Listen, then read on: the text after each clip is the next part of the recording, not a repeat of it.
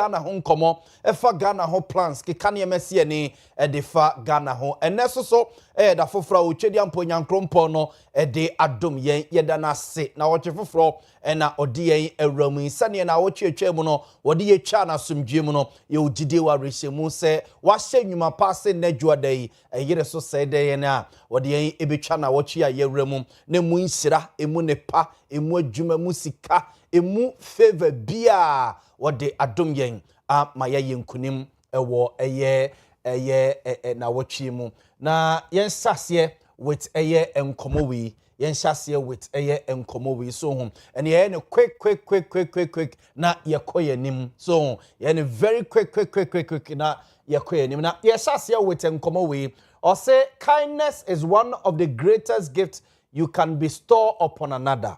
If someone is in need, lend them a helping hand. Do not wait for a thank you.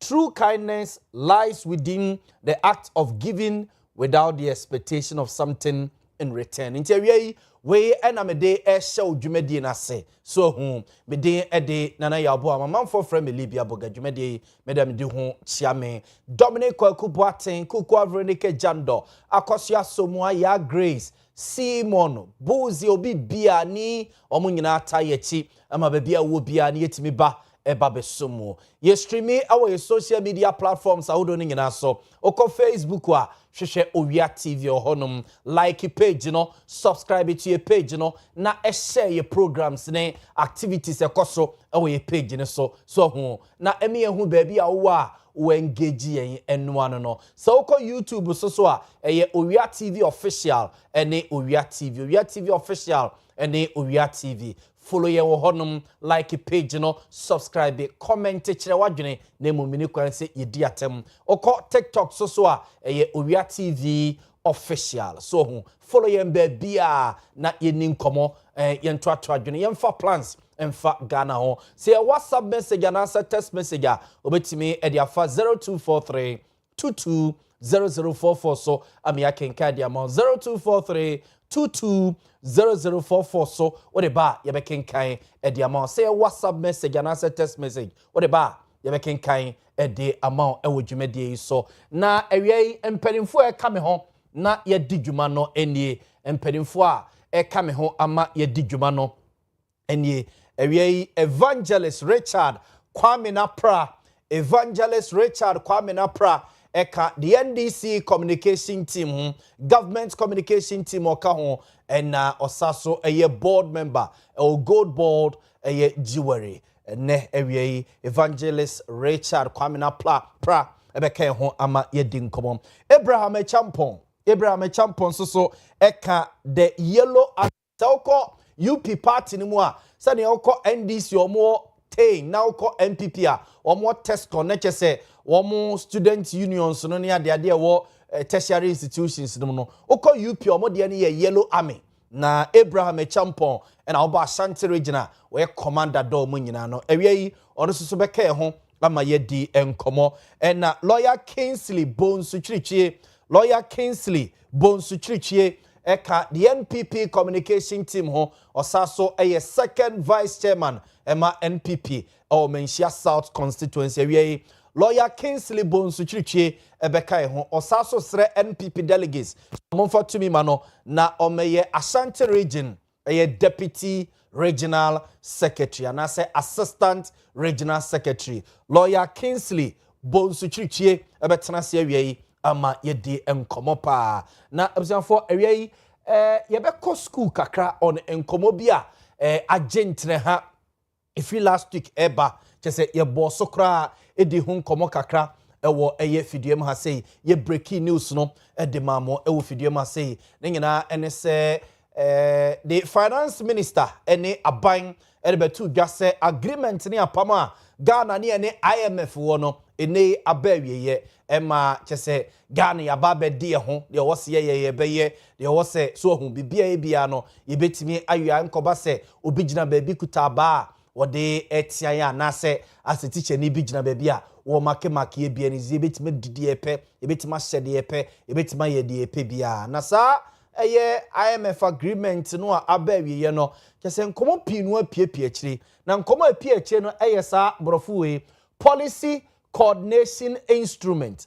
Policy coordination instrument. Ebusiafo ababe tom finfi ebi kire se no di adanse se IMF free Ghana na still IMF da so Ghana. Ebi so kire so IMF for na hunu se Ghana no mu jaye ne ayankase ntimi nye niema ye enti no moda so tie ya no mu sei no ebi so kire se as a president enye finance minister to force ne eni enti na asa chencherenchere a sa program we IMF for no de eba na wie yebedi hu nkomo kakra na ya kirechirem ya de niema to form kakra se be ya obete nkomo na se ene die enti a sa nhihye no na ewo ho no nti pa konya tra so na in the next 2-3 minutes ye mo bonsem no so kakra ma na fe ye ma guest na kwaba na ye nkonkodi nkomo example se ye ka se so help bro no say what is the IMF policy coordination instrument PCI obekaya last week Friday Gabi Chre any Justice Prempekra no yes omumienu we digina ha yes akwakoye politics anisa na enchemu kakra example yedidi ye de asototo form no yenyaye no example yembobo so kakra emfa emamwe na sa policy coordination instrument no a ye ka ho asem no say ya grace betimi dia to screen so a na nka manfo ehunu nkomo no say the ABC aye number 1 ye say ase a kire no o say a voluntary policy contract so what you say contract a voluntary policy contract na the etie o say Ghana chooses to enter the PCI policy coordination instrument is a set of sound economic policy that Ghana designs and agrees with IMF to follow.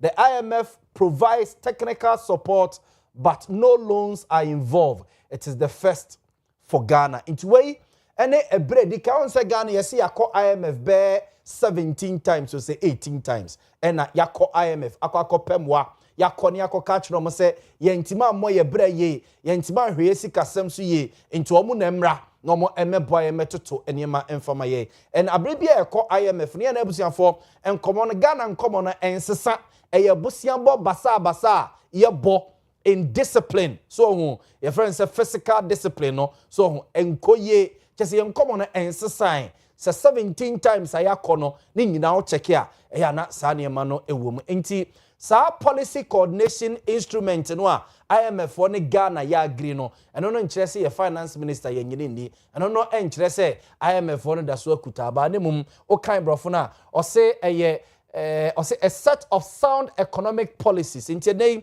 Ghana ne IMF nyina etras ye Ghana for no kra no ye ne be design so economic policies are sebi eto asumum te se ne ne ye di gold board abey gold board ebe to go the wo Ghana nyina so ne yakwa koton ye kokoton a na emfaso ebeba no ye di bi ewura oman no economy num ebusiafo a sound economic policy so te say ebi ne se ebi akoko board e free ne ko yenko nkoji syndicated loan bia nemum yankasa ye koko no enei ye betete factories bia wonomo ebe dane yanin ne entam koko aban raw ne mfa nkonkoma bruni mane nkonoa ensachire ni samfa meton emaya boden enti ni nyina ye sound economic policies a ye no ye de ebe ko na IMF no sabi omsoso mu de omunim de wo madwene wo mo ehunu mo nyansa ababe dum Ghana so tia se wabra omo maye busia bia njo say but no loans are involved omo maye busia bia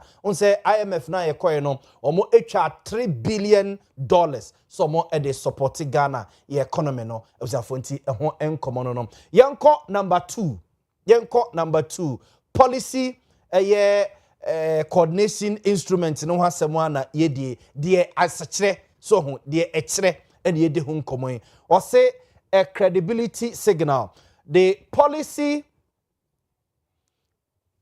coordination instrument tells investors, rating agencies, and development partners that Ghana is committed to responsible economic management after the IMF program. It is a way of proving that the stability will be protected. You say ye boy ho samrane Ghana economic gains ne economic stability and your friends fiscal discipline sa ne maniama no na utia mpempi no ano say obekaya European union one ambassador somo president or Kaseɛ last week emodi to just say obe encourage investors say one more emra Ghana or say Ghana should be the destination for every year investor. Sadia no say oman wote wodom na nipa da se nikra no uye obi a wo ho ka dɔɔso a obi enu hɔ no a obepɛ se onu obedidwa uye obi a wokɔbɔ bosia ene me adwadini me ton pen yi me kɔbɔ bosia free Dominic Onan de kokɔfa pen me kɔfa pen na me beton no maboka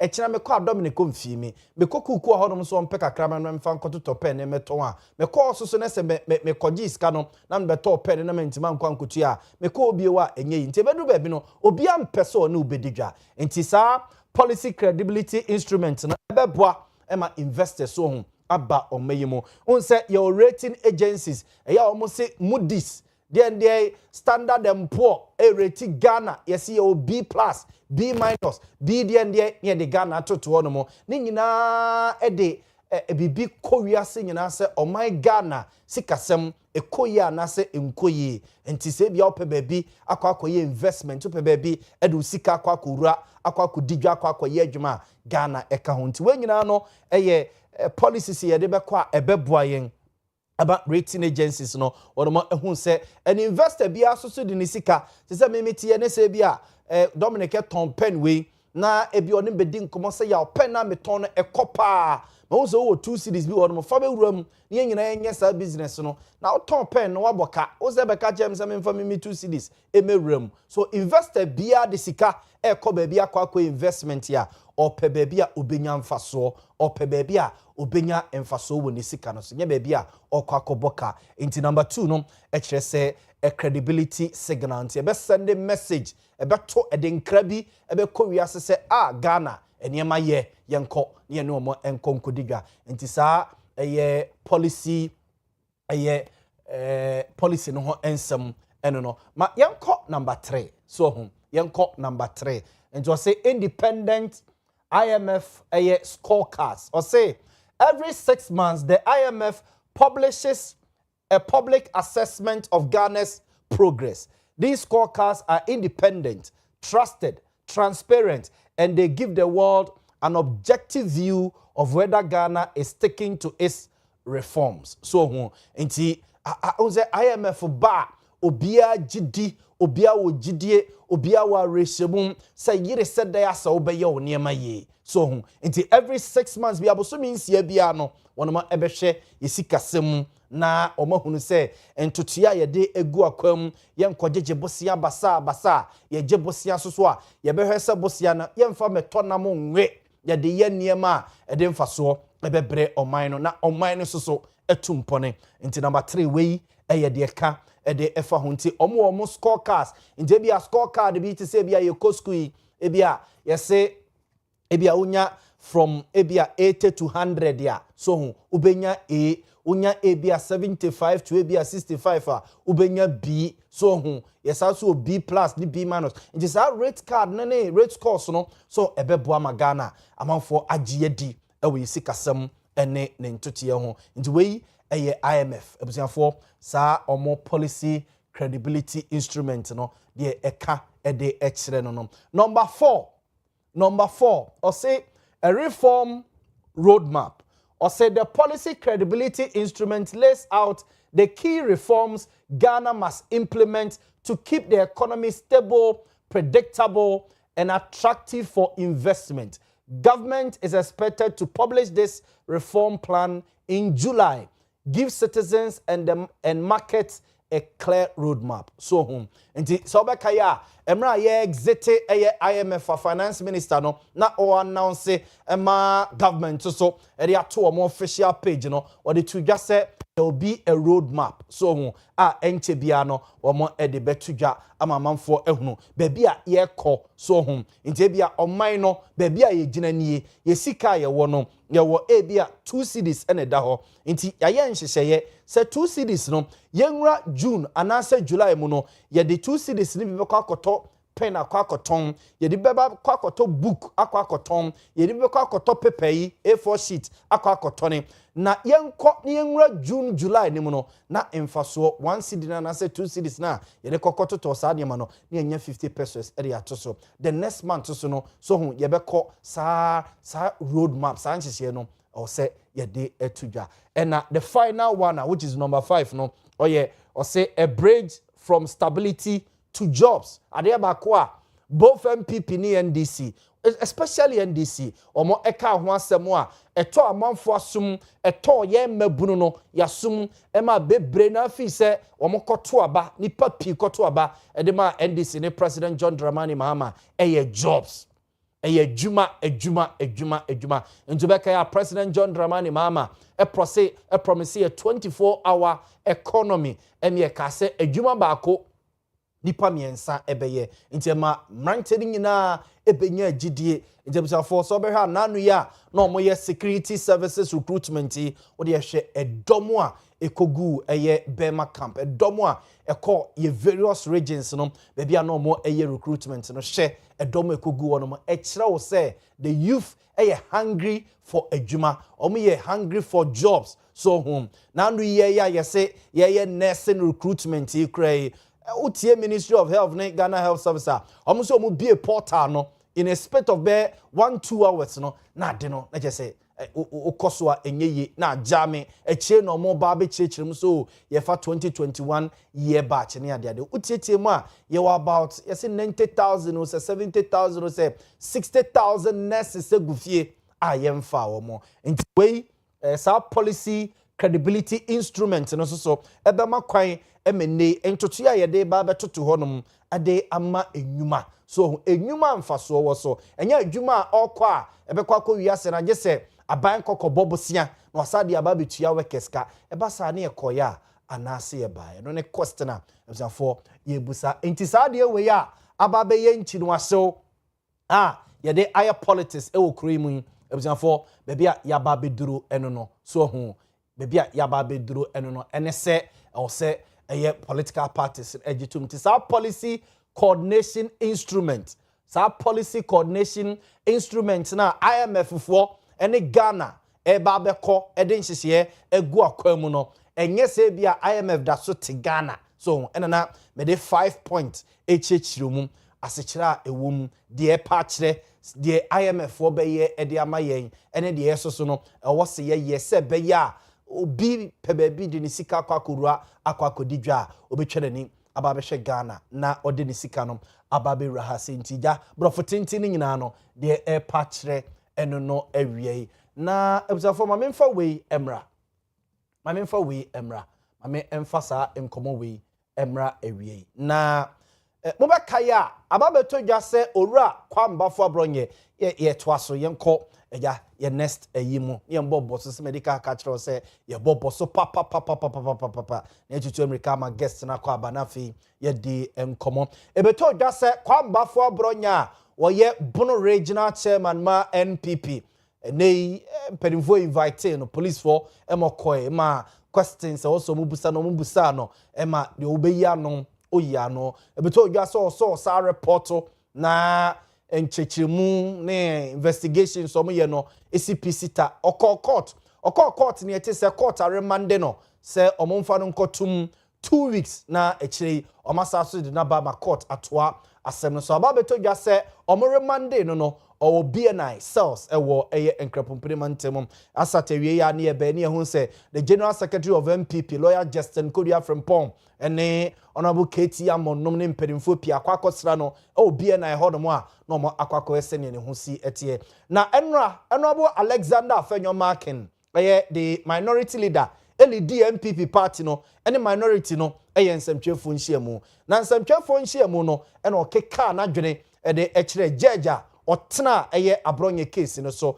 emedu ba bi kra no okasa se judge no onye sure so obetime nya obuo ede ama judge no fi se de oyeye no ofi se enye ne mara kwan so ene ofa ya odi tu sa na mo na watu no na awie government communication minister Ora Felix Kwachi Ofosu esoso ababonten na Ora Felix Kwachi Ofosu nyina ne se o accuse Ghana Bar Association Ghana Bar Association no Ghana lawyers nyina womo a group anase omo ekuo Kaseɛ na say me that be lawyer na Ghana Bar Association me kwakoye a member of ekuo no omo kuo no susu no se kobase bia oye lawyer ni say eniema hodo pie koso o memu no na Ghana Bar Association for no ekire o madwene de ekoye o mo kire o madwene de enkoye susu no o mo ekire o madwene na ora Felix Kwache Ofosu a government communication minister kire say wodi Ghana Bar Association for ho yaw say ora Alexander Fenyomakin ababeke kasansem we de akire the judiciary any judge no na besi ne a yeti Ghana Bar Association for issue statement e wo home omon condemn sade no na omo hye asem no trasa on the office as a Ghana Bar Association ko no e ba beye as a MPP fo kuo na DFM MPP ho titru ne de as a kotia omo no na omo nhyeda mpemu anemum se kotia da political parties ne dia ntempara ombeba bonte aba be issue statement e dia fa hom nti Kwache Ofosu accuses Ghana Bar Association of political partiality. We Felix Kwache Ofosu who call the page Facebook or post to any point by point the original so the sansem way atujana lawyer Afenyomakin lawyer Afenyomakin or yet minority leader for press conference na MPP na odi ani mo mo ye yenkotie na nsemo a okan ye pa might be released from BNI custody immediately. His detention is constitutionally indefensible and must end today. Parliament's Constitutional, Legal and Parliamentary Affairs Committee shall, upon assumption of Parliament, be made through an application to summon the Inspector General of Police, the Director General of BNI to publicly account for every decision taken in this matter. The Chief Justice is not also above the law. Parliament will use every law under its command to summon that judge has no respect for his own judicial oath. I don't think he read the law. That Circuit Court 9 judge, I have no respect for him.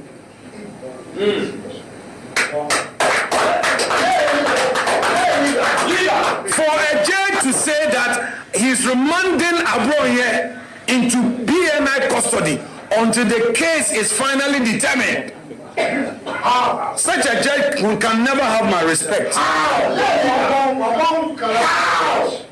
I pray that he summons me for contempt. Yes. I will continue to disrespect him until he upholds the law. When the court came to repeal the criminal libel law, the then NDC chairman, Obed Yawasamwa, who had also served as Attorney General under Rawlings government, declared publicly that the law could be repealed over his dead body.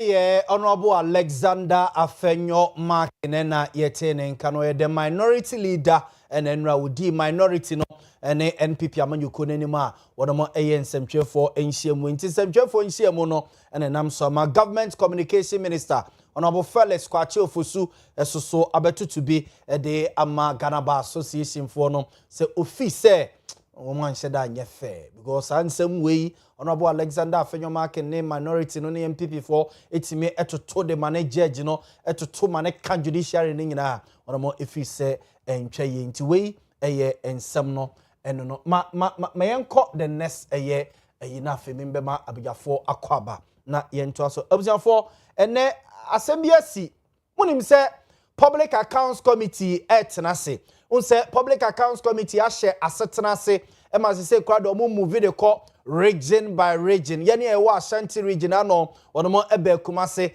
ema government institutions ne state institutions ne bebre no a ekọ manim ema mo koyiye ensema no nabusiafo omo sete na omo de akwa akodru nkran no de ye tete nie de ye tete de ne omo tenase yesi dumso etisi ho ema omo adwuma ne du baabi na akwa edin osi dumso distract Public Accounts Committee sitting but government still insists there's no doom so for enti yanko emra omo tena ase a so hu ade no gigigigigin yanko na yanko hwe de ekoso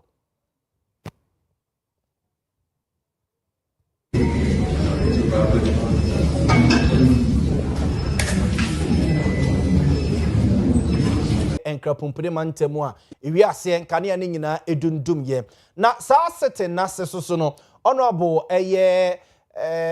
Sam George esoso ne honorable Abna Ose Asare nyamenim ni ekade enka omo edi ebom ni nyina se na eja complaints amanfo ede ko okọ certain smaller communities ni villages a na yenya network agesi ekogina baabi ni yenya network no ne ade yese kade komo edi bom yanko we de ekoso or public accounts committee sitting Sam George and honorable Abna Ose Asare. Businesses are about making profits, and those profits they paid to you over 8 years at the finance ministry as corporate taxes. Policy decision and policy leadership ought to make sure that we took steps to protect the customer. And I'm saying that we, under this reset agenda and under a responsible government, have done so. Minister, no, Honorable, I'm also a member of Parliament. Don't do this. Minister, please, I am on the floor, Minister, Honorable. I understand. Let me make my point. No, you won't heckle me. Don't play sentiment. But we beg Chairman, until and unless policy decision is making, Honorable, you need to rein in the Honorable member. She's being unruly. No. You are being unruly, please. This is unbecoming of a member of Parliament. Please, stop doing this. Listen, you don't have the floor. No, I have the floor. No, you have asked me a question. I have the floor. You will let me answer the question. Minister. No, you will let me answer the question. No, you won't do that, Abina. You won't do that today. Let me finish. Minister, respectfully. Let me finish. This is our committee. No, you don't tell us what you want to do. But you've not brought me here to talk down on me as well. Nobody is doing that. No, I listen to you. Minister, go on. You will listen to me as well. Respectfully. We have asked them to roll out. We have asked them. Respectfully, can you turn off your mic? The chair gave me the floor, please. Minister. Minister. Honorable, don't do this. This is our committee. Minister, respectfully, I understand. So if it's your committee, then don't invite us. But if you invite Minister, us, you ask us a question. Minister, so if you ask us a question, you listen to us as well. Minister, it's not a monologue. Respectfully. So respectfully, let me land. We will let you land. Just a minute. Sites. Minister, respectfully, we will let you land. Minister, we are not coming to repeat anything. Respectfully, we will let you land. Please. When you come here and we address issues, it is not that we want to talk anybody down. Never. You and I, we go beyond this. We go beyond this. It is not that we want to talk anybody down. But Minister, the situation is serious. And that is all the sentiments I'm trying to carry across. And that's the point I'm making. We've given a policy direction in January. On the back of our policy direction, MTN is rolling out 800 new sites. Telecel is rolling out 350 new sites. Between those two companies, you see 1,150 new sites. However, that's why I said to you that this is engineering and not sentiment. When you ask an MNO to roll out a new site, there are steps that have to be taken. First and foremost, you need to do the acquisition of the site. Then you need to then make the requisition for the radio equipment and the cell site. Those are not things that are, for want of a better phrase, in a supermarket that you just go and buy. Abo Sam George oye Ningo Pram MP. You say so called World Day. Or Yamukan is a world trends. Yes, yes, we are singing our penny power trend pa. Yes, Honorable Sam George and that number 2 on that number 2. Yes, the whole world do nipa or trend pa. Yes, number 1 Jose Mourinho.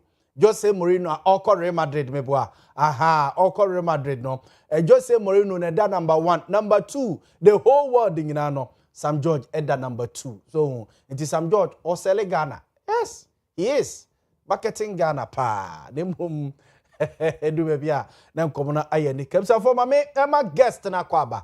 Na afi yemra na yemetwa so mame Emma mabujafo akwaba na afi yemetwa so emfa emfri hasei. Mame Emma abujafo akwaba. So strict na yentwa so emfa emfri ahasei.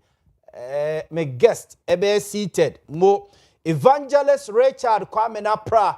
Evangelist Richard Kwame Napra eka the NDC communication team home ewo eye Asante Mantema say oye former NDC parliamentary candidate ewo nsiaye so eye a board member of Good Board Jewelry. Evangelist ebetena say ewie ama yedin komo ya fa plans ede afa Ghana ho so na yakoye nim. Abraham Echampon eka the yellow army I freeze your home. I freeze your audio. Mr. Mumere is in the kakrama me why na aha na Mumere is in the kakrama me nafi so yenko enti Abraham Champon so eka the communication team of UP ho Abraham eka the communication team of UP send you mention say meka no call UP party no mo send NDC omo 10 na je say no NDC student unions no ne ade no ye from mo 10 no call NPP a ye from mo Tescon so ho na oko UP party no mo a ye from mo Yellow Army inti Abraham na eye commander oda wo ma no e wa santemantema say otena say ye hwe ni mo say lawyer Kingsley Bonsutritwie a second vice chairman of MPP ewo Menchia South abato Mpesua so osre MPP delegates so mo for me mano na santemantema say omeye assistant secretary emfa emma NPP party mame mampeni mfa akwa evangelist good afternoon opanyi meje so nefie boko sani enyankopon ye ne da na nanso na dom no asome so ye de radia se ye pa abusuanfo se o mu chia oh ye ju bibia so oh wow ye grateful to them emaba wa no se from say me ma no o ma no say me wo 4 C's oh 4 C's C 4 Karen Caris omo de omo ye ntafo Karen Caris omo ye ntafo emema na se ma emma mienu yes wow ena Christine ena Crystal mpacho peja mic ne kakra ma ena Crystal Christine ena Crystal yes okay ena be ma no ye Prince it wo ma say emma 4 ena be ma baako yes oh be ma ni tirim be ni de yes oda mem yes man be krokro no papa wow and that form obafio so aya obeto baria saa na me pese oye saa na pese oye na ze obi ye za zen kai evangelist so waje obi amone de ho ba oh matia wona wa mo de ho ba na mawura ho a mate me de mebo me de ho ba mate me da yes akwaba Abraham akwaba ifie boko UP mu boko bia boko bia dana kwa edi ya ukọ universities no ko check your meetings and do they invite you now call wow. Days for every days for every university bia ne polyphony na days e dia ma wo meetings which also monitor wo platforms unti day out minutes o mo de ba na he say ba ho be sia o no Abraham we a big man oh wow da ko ko amekọ akosra na makọhwese ne musi eye mo ne mafa why ya be hwe woni mate ke ni beji pa mate jamba besra ona ya ba be hwe bibia nti Abraham so na motene kade ye hwe de mo se lawyer so ba be kan ho na ye di enkomo no na obetima kan ho so ho 0243220044 0243220044 wadwenkyere eno nsusu obetimi dia ba be kan ho na wasaso kan ho ye social media platforms no ye streami Facebook Owia TV, YouTube Owia TV official, TikTok Owia TV official. Straight mame enko evangelist ono na yense yenkomo na se IMF Ghana I exit way forward no and say ekofan komo bi by policy coordination instrument IMF for de my BC chese wo chese finance minister no omo no homoden ntina sa ne ma we nyina but evangelist me ntio IMF way forward na say meda wase na minchia omo ajebre na awie hwe Owia TV omo doso motions paper before omo be send message minchia mo Julie any educhumu ani omo ne woda ban no omo Atinga Junction okay na da ban for no so ye City of Gold Jewelers okay omo so opposite Asafo Hospital and da ho me ba no kra na da ho nti minchi obi a ne obi a ohwe omo so ehwe ye what TikTok ne all the platforms no ye chia omo Me shall see no me Proverbs 11 verse 14 or say where there is no guidance a people falls, but in an abundance of counselors there is safety. Baby atenetene eni no nipa hwe ase na baby afutufuo dooso no safety how do you say safety in tree? Ahweye wo ho meti obi aka no agiro ya da omase enti ya ye mrantie ene mbabunu aye hye abrabo ase emfa ho ne baabi mpo awabo branadru wuhia obi a wadi wanim kan na waye ni ye wuhia na futu enti ye nyina ye mfa nto ye ho so se obi ene wo bro afutuo so opanyi ma monitor wo gina wo dashboard no ho na wo my point by point PCI no na wo chechire mu no in fact many J there wo ye no ho pa inti me nko akire pi already no wabobọ so wabisa the way forward yes the way forward enko ye nim wo abra ye hunu ba bia ye free ene ba bia ye duru enti semekai ahwefo a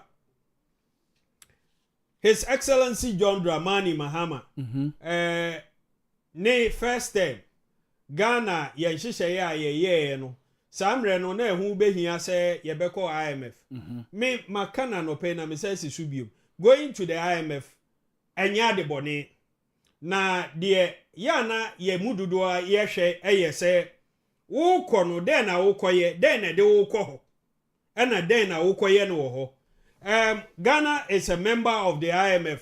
Yeah.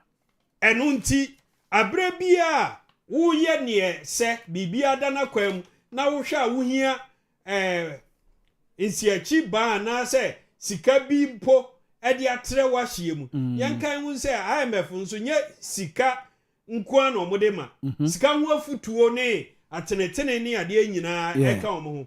Enti President John Dramani Mahama hu se empempenso odi oman na bedun ehu behia se ye beko IMF fo na omonsa nso de omomu ani bi aba be kan ye ho ye koto aba President Mahama elusu ye NDC lusu ye mananado ena ebe inherit ye yankan hu se President Mahama mpo IMF no okoye sika no okoje no na ndru $1 billion it was 900 and something 930 something ena omo ye omo hihye se omo bebu mu miensa afi bia no omo be ma emu ba ko $300 million ni akire kakra ena ye ko ye nya the first tranche which was the first 300 na nado dankwa ni MPP ne benya the second and the third tranches no into 2017 2018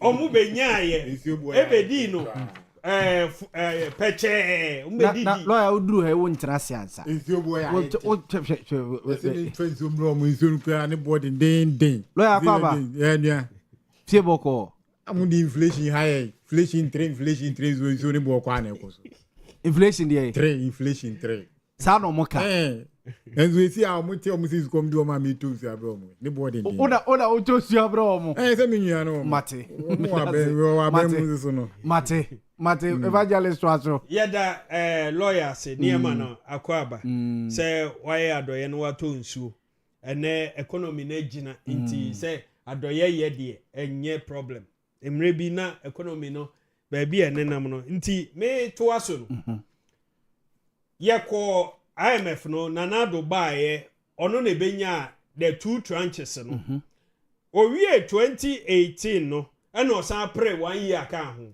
yeah na chesa aye ne de nti nanado was cushioned obeto no peche eno ode kwa afi obeto no in 2017 2018 ena nke wo se ewie no pray one more round and a call 2019 good ana 2020 COVID-19 ebebo mu na eno so de muwa bebre ne bae se yare abafie ana MPP for discade na ma mo ne na ma cheche ene time na lawyer kra menim so no ye constituency executive ene wo ho ade phone so na da so pepe ene onyane de in 2016 onyane de 2020 COVID by IMF kura be iska World Bank near the institutions bebre ska kura ba oman mu it was around 33 billion cedis wo convert here ni nyina no 2021 ebe twa mu 2022 na grain ye dini nyina ya crash oman na crash inflation ko 54.3 ene also inflation 3 and so no you refi say omo de ko 54 and so we survive tambia mehwa me say nyankopon ohwe nipa o kanana do nko anka 2022 ye nyina ya se hye I'm telling you 2022 there it was tough. It was tough. Me kai say na petrol liter bako was it 23 cedis na petrol diesel 18 23 yeah, diesel yes. 23 yes we survived. Every Ghanaian that 2022 no Ghana had deserves a national award. I'm telling you. Ghana ni bi otimi survive esa era. I'm telling you. That was the time I be Jumaguye. A lot of people went under. Yeah.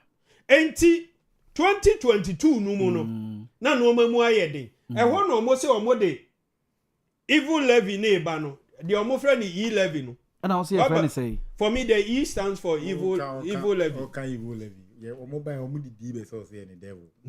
Okay. Edru no so a ono so be kan say ni ozi pese o kan. And omo de ba e, no omo de ba no. And ye tu omo fo say no. Eye mo amo mismanagement na di edru ha. But instead say mo di bibi eto ofoforo say abeto Ghana ni a already inflation nam 54 a o twefa ne bo. Petrol 1 liter 18.3, diesel 23.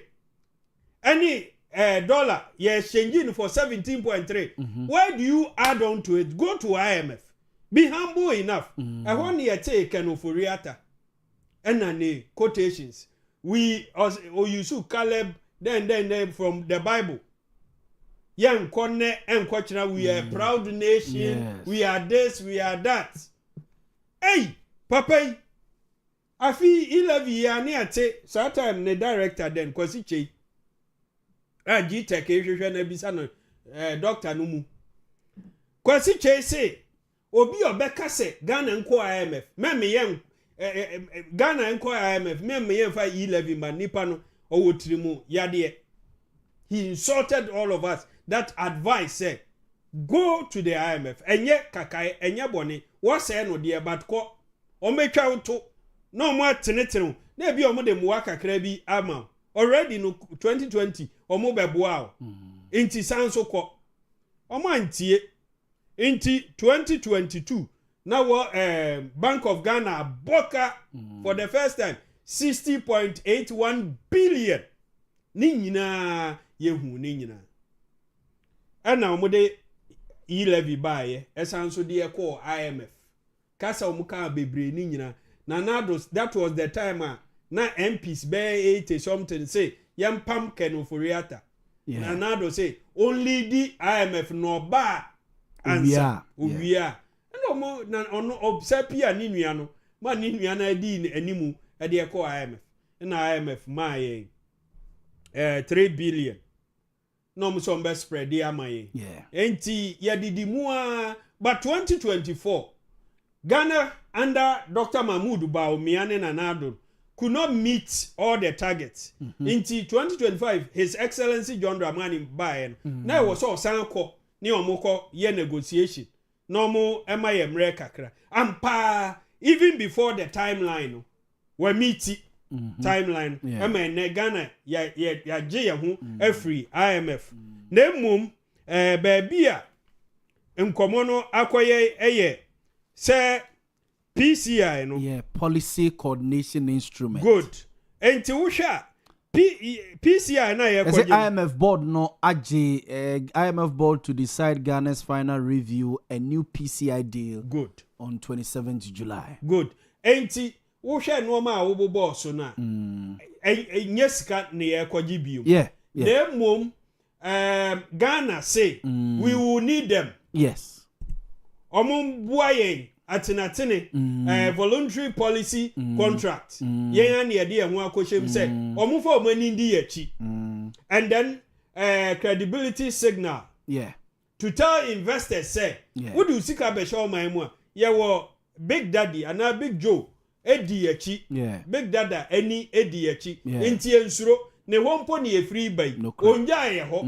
se ye je ne ho atene enti na me call to in the multitude of counselors there is safety enti sometimes nipa upeni ya deliberately look for counselors baby a wo bia hwe ne waye ne ye no obema wafutu pa enti enu nti na ye de ye ho asaye no na emma investors omo mpese omo de omo sika be hye oman no mu enya ye mugidie more in as much as yaya ade no omunya ye imugidie more enti wo hwe enne de enti a ye free mu na finance minister statement o make ye ade a mani je ho pa all the indicators kire se bria yabo under 1 year ene bosome kakra no eso ani pa many anom MPP fo no of yedi nkomo mo se hey President Mahama wa ya ade pa o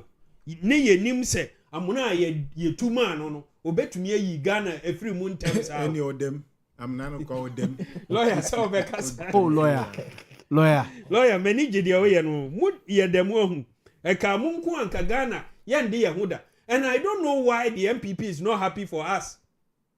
This is Ghana. You are probating and reprobating. At one point, those who need him come any aji. Have you the other see any happy for you? Inti microphone. I don't want to preempt the Obeka, but Ghana for ensure the Obeka. Maybe you will stand out. Good. Inti one of the things, some of the things I hear who you say, and then inflation. Send ye can wasam.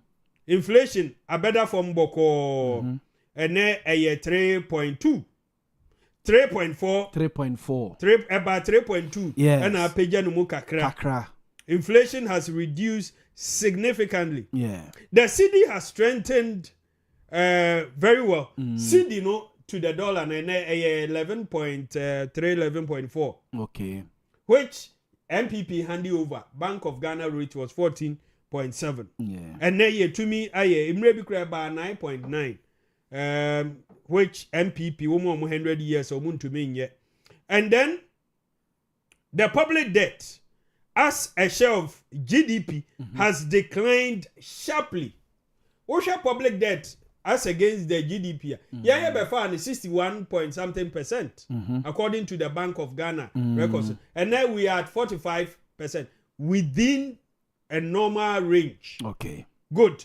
And no, the economic growth has rebounded strongly. And then Ghana's sovereign credit ratings have improved significantly from restricted default into bracket junk. Junk no obi o hwe me ya ka se bibi ya janka ya bola. Wodi ye hwe enya yi ya tugu. That was the state MPP di o man no ekoye. Within 1 year 5 months President Mahama ama oman ye rating na ayakono say we are at B. MPP time here CCCC. Those days metia either say na ye me mano and sorry CCC. Me somu ho 22 years. Okay. Now obeti siya. Na ye CCC. Ye ba utirima ye asore. Ana me mami me mano. But under the MPP ye hu say sa oman no utumi say na duru baby a o credit rating etumi ye CCCC. Matena odi yesi no. Enti ye disi no and the year can you ask the way forward.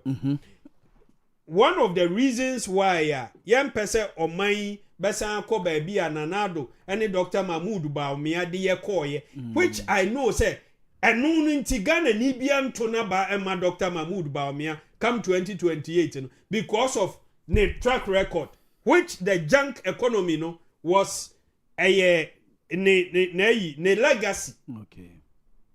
Dr. Mahmoud Baumia and then another DJ of mine. Okay. Inti ye ko ye nimu no. Ye hia futufu mo. Enu nti na ye di PC a well IMF abehye mu no. Okay. ye nhyehyɛ a ye bema ye ni akɔ omo nso afutuo hu in as much as we are a sovereign nation no omo afutuo ye ade ye hia na ne ye na ye ni ye ne more okay the evangelist Richard Kwame Napra waka government communication team na Jesus say osiapu na je bia wo bia yemo aha awie ma menkenka mo messages kakra nsa na makọ Abraham ho ansa na masa aba lawyer ho mo Benji Mfensi sewua ose eye pa se Ghana yenko IMF bio na ose ene 11 ni honum betting tax nyina free honum ba ni nyina no government ye niema free se koso government small projects no ne big projects nyina aban or say the economic stability no ene nko na for say enche propaganda fo nyina no be kantum we Benji Mfensi sewua or say nchi ankoma okumkom MC ya owo atwema enwa bieja south ena ochia name Filippo Kwabere Kasem or say Nana God bless our homeland Ghana and the leaders. Greetings to my daughter. On your bechana busianfo, greetings to my daughter. From Paul Manson, Echa Phyllis, enemy mami, Auntie Mary Omo Jeniso, Filippo Kwabere Kasem Edieno. Ya sebe amekoma himfie or see yaw great show and amoye no away mo edikiti empa yedamase. Yazebe also yeda wase se uchusu yen mame enko Abraham ho na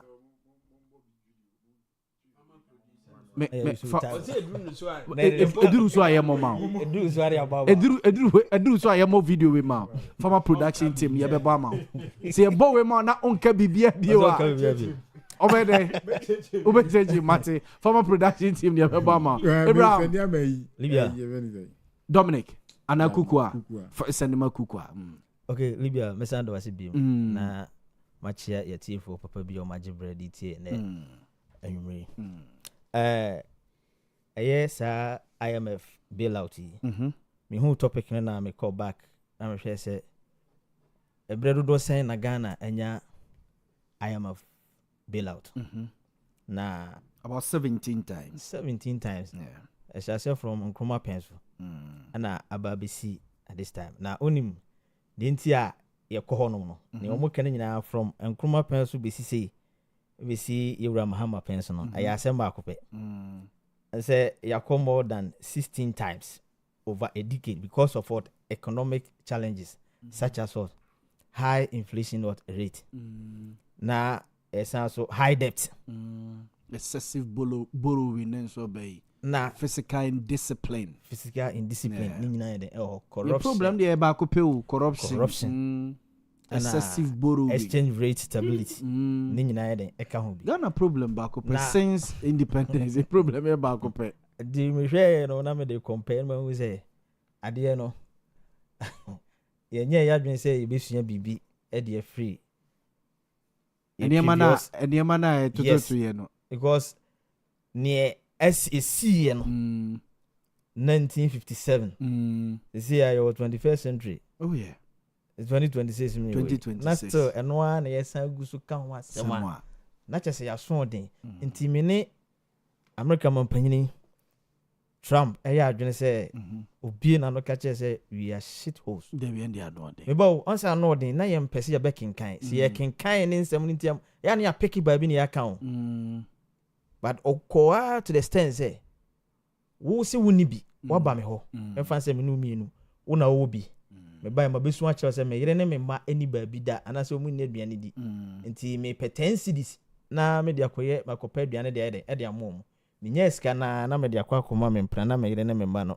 eyesu na o haw no mu ano mo da so de ewo ofisi se wo san ba be san ma obiem me ma obi kura se ma me ka kire o me de woni be ye den e be ye fam yenkrofo ekokwaje o say minister o wayere esa wo mpanafo bebre na me a wo ba baji seska ne de afiri mi ho no saa na me ya na se saa na no ya nka obetimi de biato ama wo ba baji e de akobobra ye kwa yenko kekese ye kopeska no ye ko with reasons ye bodama ye bo frifie ye nhwe baba yala how many times ene de ma contract baba yara yes baba yara stadium omni ama contract say the BR renovation how many times? So what renovation about 4 or 5 times? Government be over BR renovation. Man, I'm a boy. What I say? Physical what indiscipline. And it's all kunyes kana the ma contract. Na say we inferior work the mawa. And yes kana na wa waste no. That's true. But ya kwan ya the ma. Ye ni agi o say ye nya bailout. Ye ni agi say ye nya bailout. But ye the ba be infrastructure facilities. E ye modern one na. Is it going to last? Hesapiti ekoso. Oh ye ma. So ye be ye any 4 years. Na ba for front so asamba. Ono sisi masan ko IMF me ko pesika dia ba be den akwan. He nka ne ho nsem. Se de ma private companies ye ma ubia. Ano mo yes o mo boaya. Ofi se nke be boka na. Ye de be ma o nanso so obi 10% ne the 5% na ko create issue and then PDS and then nam court ne ade because obi anya na dwuma yi. Mama o ma na ye den aboka. Nti ye nye physical what discipline. Nti ye ni gie ni ade na ye koso ne nyina no me pese ye nkrofo no especially a finance minister, you should go back to records book no where I believe said they have it there. Nintia ema ye call sa ahunye hia we mu a nyame aboa yetima san ye aba back no. Yen san ye de enkobiem. So yen sha de they say the youth are what crying. They say the youth are the future leaders. Yeah. And anyesa ye bie a employment portal e di how many minutes na ye de eklusi. We are supposed to be our problem. Near your bed, you best solve ama ho tire about my name. Into your policy coordination instrument no more. A woman said the fifth point about jobs. Yes. A bit creative. Libya. Say okay. One a bridge from stability to jobs. Libya. Okay. Oh, say what some back. And I'm baby say. Okay, one district, one factory. Mekai. Good. One village, one dam. One village, one dam. Good. Me ubit my pinpoint by baby woman. They didn't make pinpoint. One district, one factory. No. One village, one dam. One village, one dam. There's some year more no. Him for pana concentration no. North. Northern region, yes. Northern region. Honor that concentration in Wapa. And it is a dam ni biari no near their day. Yeah. And ne. Sa ban bi ban no ka so to aso anya sa sika na bi no de kwaye anya no bi no de kwaye so ka yenti amede o me refer we di amount say waka job we have flashy programs the be gusu kama but can the but implementation no e be a problem here so what you say enti senka one district one factory say ye adwuma enka mrantie ne nam hoi obekọ factory wo say me wie school na say bia me koye accountancy say me kwa ya krache me church rama so the ono so wan kobie no ono so na ho den be kwakọ ye kakra ma bosome so obenya kakra di de okosu akaka obekọ akotwika e wo honom obia at least obia benya ne so ne de say for you to na mo madwuma at the end of the day no nipa na ya mo madwuma no mo say so far yeah kind of cool. Very nice policy. At the end of the day, look at the brouhaha be a buyer. Yes, and so what you say? It is about time Ghanaians need to hold our politicians responsible. Yehodu. And so the bear said, "You met my yedia man one say 4 years in about 4 years na onia atapani na obedi bonina was won pena oyi ni koye no was near sadia me say kwa kofa ba panyini say yentin tesun to fam san fe touch manya de emfa it is time Ghana for say adwene sisa na you pick one independent candidate na yentu abanye de emfa ma no na yentra ne hu se enhwe say UP say independent bi mu say no some your political party not part of them. Okay. Yes, uncle. You understand? Yeah, we have our policies. I am saying, "Dear Guakwama, ya baby." So what did they say? Sadly, we GTP no. Ira Alan Kojo Tomatin can once him. Okay, say on the prioritization na the private sector. You keep on mentioning them. Oh, and no man more money cost pay de cocoa. From Kuma Pass, the beer, the raw material, and the echo. Raw goose. Any deco. Yentimi end dressing ye, then your price, drama so. But at the end of the day, no, say bet you for no car near the compare word market price, of which you no purposely say. Wo no manner would they corner when running to my ye. You don't have machineries, you don't have the equipment. I'll bet me as in ye, na wo de kwa anya attract word price so ye ba na betu futuro e de agu ye maame no makuafo ani na ba be ye no politics na de oha na ye de eba ye hwe ade ye hwe adjust chedumase a adwa aburo etofam kura be de ebe fifi no mo agri college wo e de na agri college na ye that's what say ago side we don't know we don't give priorities to all these things and at the end of the day no you be ko you be ba and so sika no you be je ye hu de be den ye de be ye kwan ye be ye any bosome any 1 year any 2 years na photos asa den e ba so wan kasa umpetemu a wote me believe say omu ye fida rose ni ade ye den e wo ho ye ntam ye mantam no fo ani kokohwe say kwan no e da so ye strong as it were ni nyina gina say materials ye di ye ni nyina no enye papa and always I drove my heart for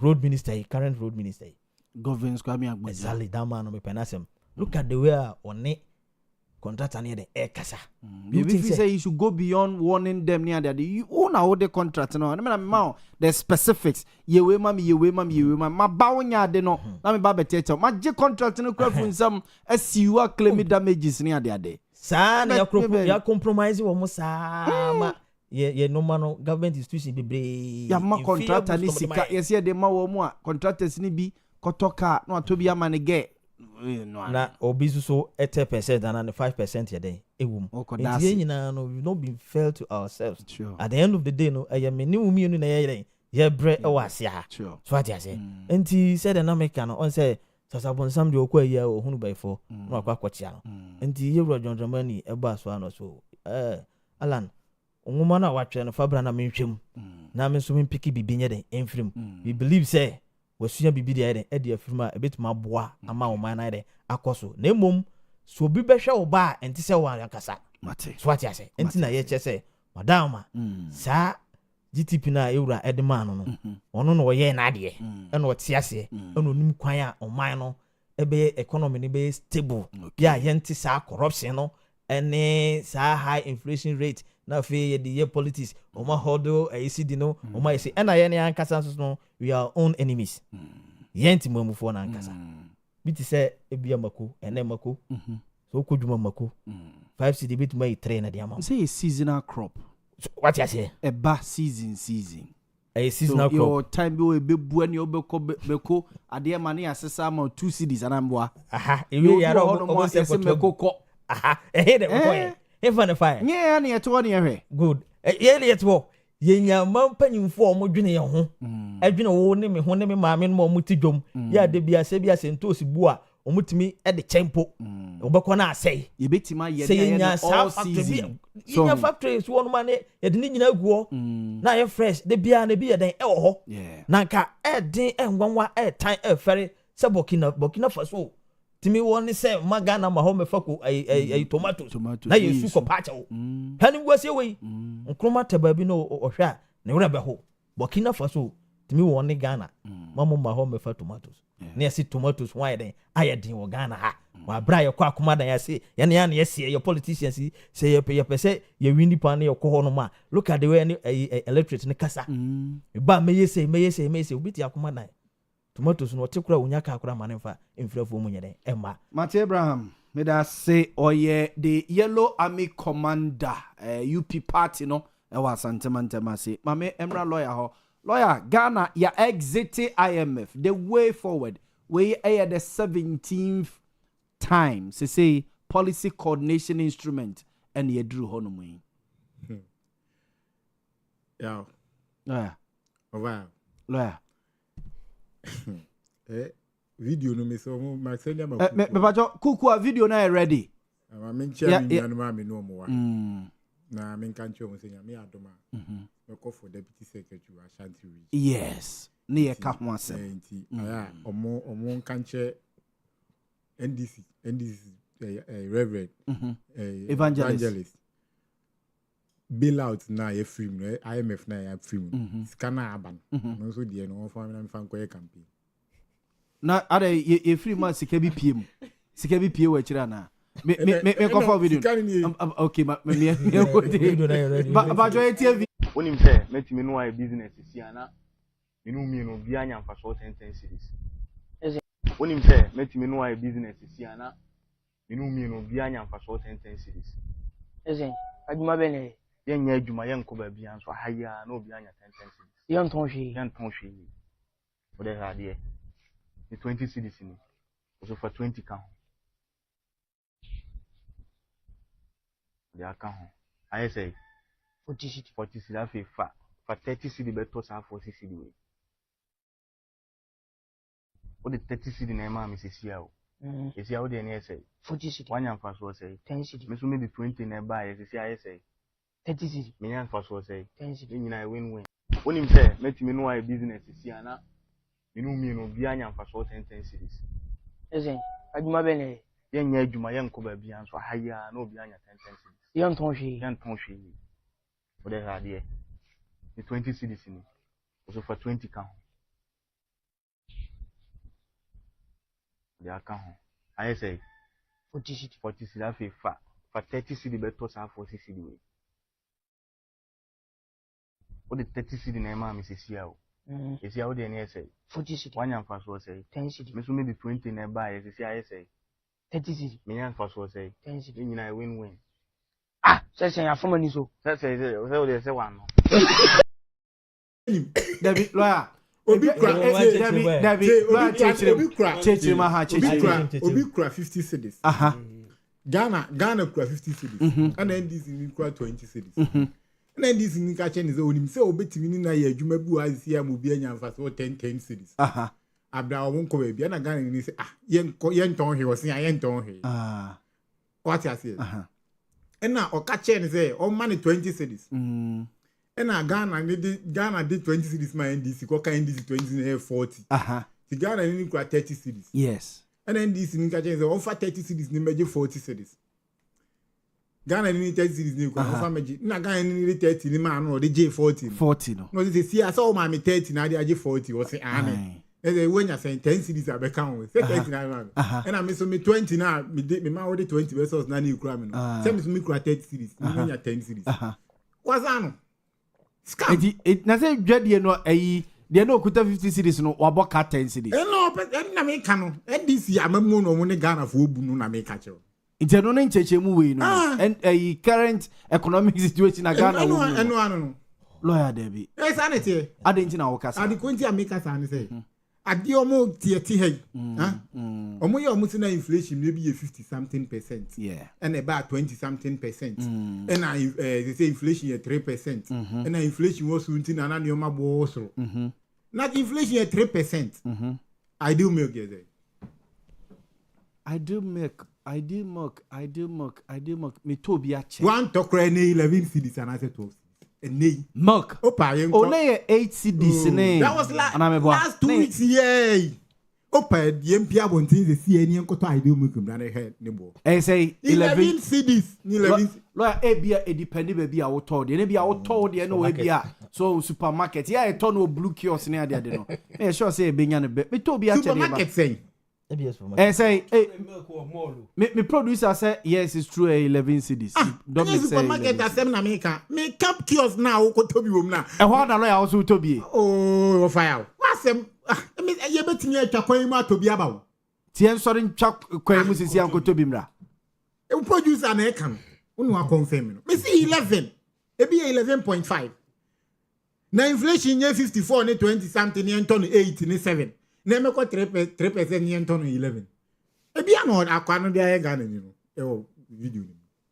E bia mo se mo twi IMF na ye IMF die mi menya abrebia no Ghana nke ni IMF ni twaka. Because e ade a parties ni mienu na ye campaign na ye kase ye mpese ye be ko IMF. Ghana for mpe because we sika kwa e be body say IMF dia ma o my Ghana ni ehwe ora se o $21 billion. IMF my 3 billion. Ora the end sell your mother kase the figure yes the figure was the junk. Minyu ani YouTube of junk now say as say baller. Into ora no baller. Abi omo che say baller. Na some say in some no omo dey buy no the kokota enye. Omo na dey 20 onye mo na dey buy. Mo YouTube of say it is not admissible in court. Ye can be. Yeah, in opposition, I want to see Ghana. I'm out for you, Ghana. MP for you, MP for Binom. $21 billion. Now, operation recover all loot. They say, Montie, you credit you, Domelevo. The Domelevo. Oh, sure. But yeah, Jumama, is it AU, African Union? Or Yaowia committee, no. Oh, free honor no, or then expertise, be boy. Hey, dear, $21 billion, no, I'm not shit. I want to Ghana near. Domelevo a Ghanaian. Nada no me 21 billion ashi. Omaki kan kra tabo mu no mo meji esi kama we dwane ko. E yu nsan fa nemre. Omo fa nemre no meji. Ye onyo ma bi onu ma wo opposition na mu ka de mu nunu mu na mo sere. Ene afi mu we anu ma to agu. Video no pepe. Obi kwa 50 cedis. Wa zana me na lusu 10 cedis ba be ka chen se obi anya 10 cedis. Montie ye film no problem. Eye after the museum the PCI ko. PCI o kind 5 no museum there. Umpede. Yafa 0.5 neto so my or say a bridge from stability to jobs. It is okay or say by keeping policies consistent and avoiding policy slippage. Okay. Chese o mo di mabunu hwamo. Sa na number 5 ni tie. Number 5 no ntia se nyina no. I didn't. Now 24 economy won't mean here. What that I say never break jobs. After they all call stability to jobs. Who a break from stability to jobs. Now 24 economy there no there. Now person na Ghana mabunu obi so ma 24 economy. 2025 budget she in 2026 budget mid-year amem. The ode be mu krampo no. Ode sika o allocate so ode ye no. Out of 7% now, 100% no, the move 7%. Our allocated 24-hour economic is 0.23%. And then budget sika u try so the be 24-hour economy no. The Odema secretariat near or 7% of the entire budget equal 24-hour economy. Yeah. The Odema secretariat near 0.23% of if the 7% is run up to 100%. Yeah. 0.23%. And yes, baby, so I be you. Office na friend 24 economy, you uncle football no ma, omunya appointment. Tien kreti, nye first kaka kranye de. Uncle guoma om. Well, na president flagship policy yo 2026 yeah. They ran an out down kwa kufa the free SHS board no once afuni board the road. Tnas one way you. What is one way? Over 1 year. Just say, you see, the Biamica say, NDC. Baby or moody or my necon. Baby or moon in young pan. Hey, good. We good if you are. Sector beyond for more. And now, Naminia Abraham, yes, a good minister open asempa. A regional minister, a former regional minister, or nam a Konongo, a building who be a hard and you go. Then one. Honorable Simon was answer. Mekai no mahata a bruni a you or coin. Now, last minister, present land minister, Amabua, one mesu TV Zunia. Hey, a chief of staff who could soon sorry them, Copacho. Scam and scam is Naya by any mumma. Oh, lawyer. I'm married. Nadia, no, in you who's away. I think now stability to jobs. I say, be a to take time and sana mature. It will take time. I'm on for Bebu Pejuma as a codes. Now, until the other codes, no one. I did beyond the almost coming. 1 million coda, 1 million codes was a 1 million coda. Offices no more Kasenko, Mukoye training, no away. Montie. Would you do evangelist more Bako. Ashanti region, Mamina Mimko, Namikusi. And you are. Just say, and you may be a honor. Just say, my genuine believe that name this for Miss Mo, you do a gun of word, Mamma. Move your because I now genuine to say evangelist was it oh genuine to say I did mutimine Ghana for you. Yeah, mentioned near why MPP a drew and I had the IE. Okay, Mate. Adia omutimi kache Ghana for ma toy Ghana for ye 3 ma ye 2 abama omo. Na omo be ba power. Isi kwadi ye o sa ka ho asema na ye di evenze. Ngo for no mo vi omo share mask. Yes so omo di na ni ansa na chi. BNI. Omo office way. BNI office is there or district. Share this no BNI office district. Omo there taxi rank for nya taxi rank on nya ama for nya BNI for. NDC. How? I know be a chef mask be about fear BNI. On ka henche. Uni fie kwa ni abo around them. Na BNI near wa go to training. Ubi ni fie abo around them without a court warrant. No court order. Baba fa baba shop e bi wo big yo eat house BNI. Sana party no why no. Ti eno anse afre no. Oh me shop me eat through. Mun konko chi asmesi. No nso afre ya. No afre kwa no afre no mu nyina ka bu. Bu a ye sie nko chi asmesi amaye ka no mu. BNI sa no ochi. Yo ade no mo ye no. Emphasize obi ani so. Omo nka no krenche Ghana for. One ma feel Ghana for in terms of adwuma se. Na omo sha enwuma bi omo ye no ntwa yi. Me de IMF a yetimi free mu no. Eye plus. Because ade a ye be kuma ebe mene oman no abre bia na ye mo fa adwuma kra mo fa 10 mo pese mo fa 500 mo fa 5 eno no me feel there emwa but oh no akwa free mu no say the document bi akwa to say omuntufu tie futu no omuntu a eye binding na say nye binding obu cancel ni che wa obe fa na say o mfa. And this contract, IMF, what is the financial obligations of Ghana? There is no loans being but the policies are buying to. And don't be 2 years for free. The technical support, knowledge, advice. 2 years for free, and now services na IMF for render their be free, and now. See a member of the IMF. Me free on my you. But her policy no one can see ketua bi or baby and kebe hu. Oh, and this is your meeting me ashare. Your mama can't say omo we skebi o meji ama Ghana for. Ebe sinde. Omo kache say si kan bi wa omo ni nkofo ko share them. Say na bitimi atua. Si kan 100% for 60 na my 40. E dey ade no no. And plea bargain no we in one tiana. So mo so na o man be bo kakra de. O man be bo. No mo nya plea bargain ni mo obi e. Equality before the law. Obi dey on na ko share dem achiche.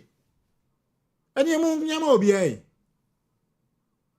So obi wo ho no ma otum se we dey ensa be ka ba bi wo twe e den. Ye na ye hwe wa ko twe. Ontwe e. Di o oni ne sha ta e kro de en ko tena senka. No mu de o mu ntwen. Mate. O mu ntwen. Mate. Emre ne beso. Mate lawyer me da se mame ko evangelist on mo na se bia o Roberta man be 2 minutes na fe yen ko next discussion so. Dear me who yes MPP fo nko ana o mani nje. IMF na ye free. Yes, and it's been a more record from the UP days. Make a UP America and then UP plus is it 2 plus or say then UP plus. UP plus. UP No, plus. the original UP no. It's been for them any good thing na. Ebo maimu sanfo muswa. It's not good. Almost who the more no more say no. They cannot bring us any good. So be the anything good bad. They have a problem. Or can be for inflation say a call 54 no. Almost they call 54 plus no. Yeah. Yet milk, ideal milk, say 8 cedis. And he's happy. Before Ebeko 54 plus no, now yet on the saying. And ye can inflation. Yanka who say omo de call 54 no. Omo ko muja no 23, which means omo half on. About former 2, half of that 50. Yeah, about 23. Yes. So tell me, say, between time I call 54 na 8 CD no and say mo microphones ni on no mu wie no na 11 CDs and all can omoko mu ja milk ne say somewhere cry it was 12 and now we say 11 it's even credit to this administration 3% no 11 credit 3% 11 3% you think you to milk no 2 CD 50 pesos lawyer minimum say wa sheda Boapayo, you can inflation. Now say 0.1 kura. It doesn't mean say adiano buon kosro, but the rate, you know, the speed with which, what to me the yetra make to say obia banua be slowing down from 23 and then what to no boat ye konya as a no movement kura. You are not happy. You are not happy. And kamuna mu also samre ya. Your mom with 8 years. Single digit, no crowd mobile enjoy. Catch a lawyer so you make a massive lawyer, Pacho,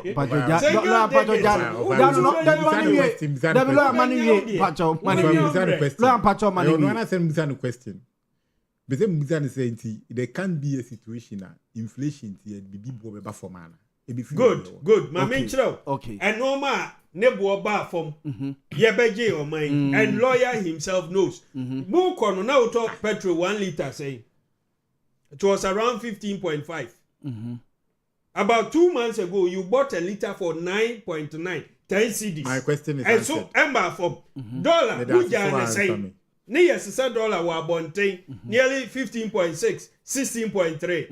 And the dollar near say, as one say, beside the okra no maba, said, Emrebia na $10,000 or Cosessa, nay, 160 something thousand. And net $10,000. No boy, they one young for 125,000. Look at that difference. That's scanned or save. And you think Ghanaians are not happy? Inflation could be around 3, 4, 5. It is better than your inflation. America modi between mo beti nkrofo akoma. Mo beti business. Wait man. Wait me adia to say inflation beat me the normal boba form as sending in city na me okay. And no an person oyi man. Number so mama say inflation at a certain rate e betimi am ade bi e 10 cedis aba be 5 cedis. Yes. And no na pese me hu. Nti say 54% 27% na ye 8 cedis. Look at the difference between 28% and 3%. No, before 54%. Regardless, what I'm saying is that regardless, this is economics. Me tiase na economics me yebi. Ti me how regardless. 28% to 3% difference. 25%. Yeah. Odie yenye mathematics. From 8 cities to 11 cities difference. From 8 cities to 11 yes, cities. 3 cities. Yes, 3 cities. 25% reduction. 25% reduction. That's the idea that 8 cities are. It shouldn't go up. A bonus in quite cost. Tianya cross and kejina that price. No. Yes. Yes, I know it. And you know it. Debbie. Asema you know it. Oh, team. Asema okay. Senior, 3%. When you are able to bring an inflation. The emphasis said 20. May comparison with 2 figures. 23%. No, Muja no. I doubt say 8 cities in a Muja ideal milk. I doubt. I'm still fine. But what am I mean? Fair no country. Anna, about 8 cities from 20, evangelist, about 15, about 12. Every movement, just say, idea no kosoro. But a slow down. Over. Okay. The 8 cities we are talking about was about a week ago. 8 cities, you know. Or 2 weeks. Yes. Then more time. 2 weeks ago, as a my producer find out. Uza mibusa also otone be now otone be mibusa o kasa otone. Me say 8 cities. Yes, da ben no. Oh. Recent auto price 2 weeks ago me was. Na and you can't say 11 as confirmed by your producer. Who is the 3% inflation here Juma? Who is there Juma? Edi na be ma ideal milk ejina 8 cities 2 weeks ago. Na ba 11 cities. Edi na see. O dey funny say even if it was 6 months ago. Yes. At inflation of 3%, you feel they do 11 cities. That be. Yes. Eti asem na omo kano. Omo come asem ye. 1 year cry it shouldn't be. Inflation at 3%, 1 year it shouldn't move from 8 cities to 11 cities. Almost come here, one can credit you here. Na Ghana for era ma a minute bi na ana yenko yenim okay ye men starting free ho no NPP o internal elections ye o mu koyi ene matters APP mu ko adwoso okọ se dia say adwoso constituency na aba be the standing point I say and aba beje ade ni nyina ade ekoso wa adwoso say court injunction aba beto so I am told to say asatawie na the general secretary of MPP ne mpedimfo pia bam lawyers bia bam mu didi nkomo se omunko yi case no mfiri court no mo metena se no mo enkana abato no enkoso de ekoso MPP mu ene police stations ne internal niema ene nkomo afia ne yaba the arrest of abronye ene ansemo afenyo marking e de atodwa nipa okay enka ne mienu mum na me mamo 15 minutes na yankonti yanka ne mienu mum opposition MPP internal bickering and abronya arrest ene matters PPM mu eba afenyo marking nsemo awaka ema the government communication minister fi say Ghana Bar Association for na bias they should call afenyo marking to order because we attacking the judiciary Montie. Okay, but that's Libya. I say say bomochichie ofiri so ase beka cho say denchima wo ayen na chinje. I say internal election year start e wo MPP no. So beka ejoso de no. MP no. I remember saying na meet one of your sister station. He was complaining bitterly. Yeah. About nenkophobia yeyi wo mufiri mu nyese nenkrofo mpo. Otie ensemo a enkrofo yeyi wo mufiri mu no eka. Eche say emfa asumdie anase peace enya den emma party nim. Okwa to the extent say ye wo Kennedy fashion and Boamah fashion. Say one guy be omo interview no say omo say tamwana primaries no. Na owo presidential primaries MPP kokoye. Yes, kokoye no wo di Kennedy achi. Therefore nye fit unqualified to be part of this election. Ni problem ano no. Enti omo frɛ MP no na o company say is about time also mama youth no so chance no mo so exhibit almost knowledge about we know almost so hold positions e wo mo oni kwan say omo interfere because ono no wode no example say wa masa o mama na sa opportunity na nka ono no nyina baabi a we gina so na titia enye ho nko na sa case na sisi o say social media na bi wo kra ya wo bisika mo da hospital na so hwe recently minim se bunkrugu na tepa yes tepa so no stabbing because internal what election ni kwa say this no more we nyina yede eba because we say because once open once from bottom to what from top to down yeah on top no you bear witness with me what happened there so what I say so no wonder say no more we nyina yede ekokoso because the panyini no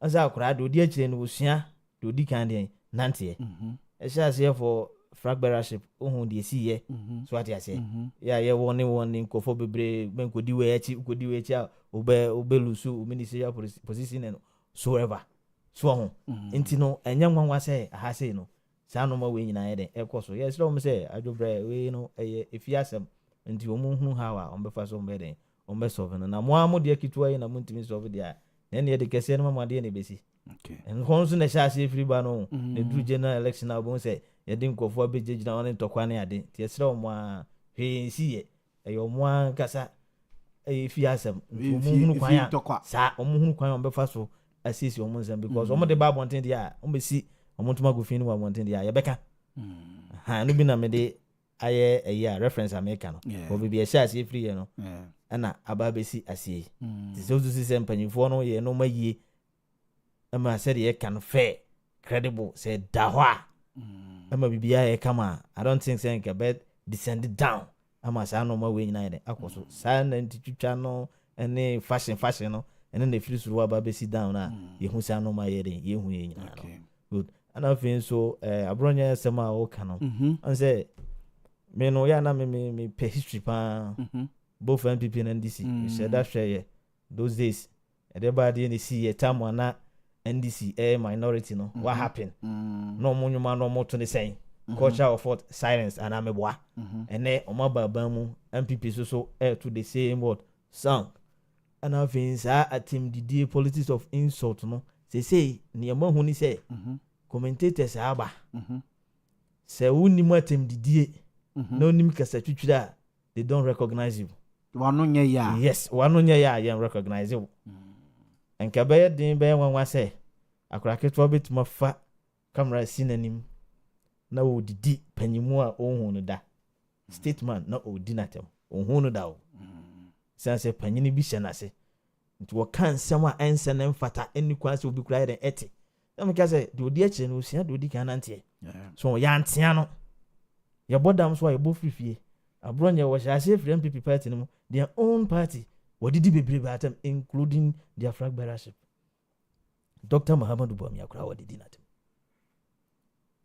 Dr. Richard Anani odidi natem wasan de akwa wura priest Duncan William yenyina ye tinsem wakafa no archbishop so what you say enti no o mu say party ni condemn ye but just a mere condemnation ma hu letter keke ne twa but ma hu say bia o na tase say o ba ya de na ho se kire na ka kire na say sa de we ya we no we see a punishment say nam de mama wa do things o be kwa kwaye it's true onye so what you say ene na ne atoa so a akura ketwa timidi camera sinanim no akodu ya hemfo nyina so timi di o matem edi ndia kompanyifo ne ye yankolo mu to order so na ye ne ankasa ye court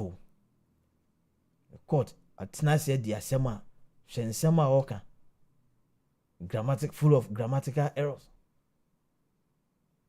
they was NDC for atare so what you say enti no mi no se bia sa court wo no ye gine wadi asema amfeva I then would make us any manya fair hearing and ameboa because on incite here second no ho no ko ha omo nye fair omo share political calabi into omo microphone kwa no meden omo favor omo no be say why our court to allow ourselves omo allow themselves more politicians to ridicule them because the court is the buo e ma omo so I say your lawyers and your judges no sisia no ya moma ho kwan ama politicians no use them therefore assembly omo pe bi omo timi den e ka kire wo I don't think zenka abronye benya sa audacity no I make that statement no e dey akire e bi do omo for amonyo sem yes nti eno na ma respect na den omo lose na the law should take its course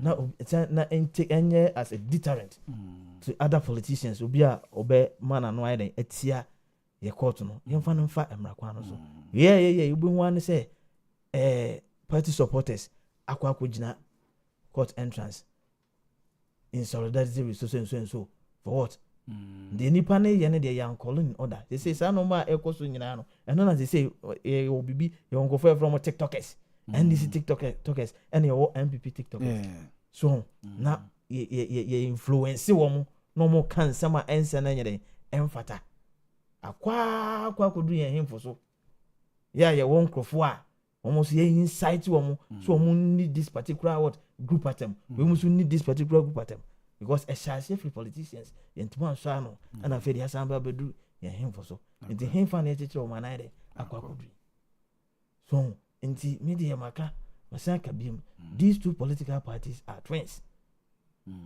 ni webe ne no atapeni ni atakakra ni webe ne no ochina oba obey the same ya no mo say politicians enti afutu ahezo mo enti afutu they know whatever they are doing omo ni bibia omo ye bia yes omo sheda politicians ni bibia ye bia just that they omo de ya dwene na ye de edi agro because omo nim say we are not ready to go for any alternative.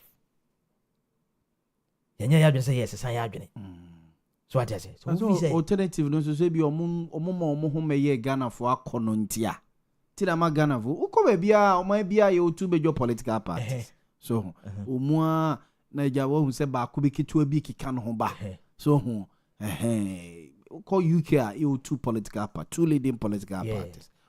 Yo nanu o mabato yo mo kokko 2 year friends o local and their elections nketo no so nkeka o ho uko America two major political parties, two leading ones, then your smaller ones so teja kakra but nketo no keka o ho bia church o mo nsem ye betimanya be ke bia UP kuta be 5 seats in parliament Don't. And then kebia MPP ni NDC for abe yo mo de mo so ma form mo kokos na mo sa ho tia na mo de abehwim bam se nkrofo no ma vie omo omienu nyina omo se futuragu afeni hu se yenya UP fu o ma boa yen tie ma bi meka ho so se ntine ese mo nya den wo se samadwene na wo se me se samadwene one of your guys when me interview no so na UP fu so omo ho na all of you say na yes say no me say this statement I don't want to hear from someone like you, especially the literate, because so what is someone doing? No me say someone doing. Yeah, yes,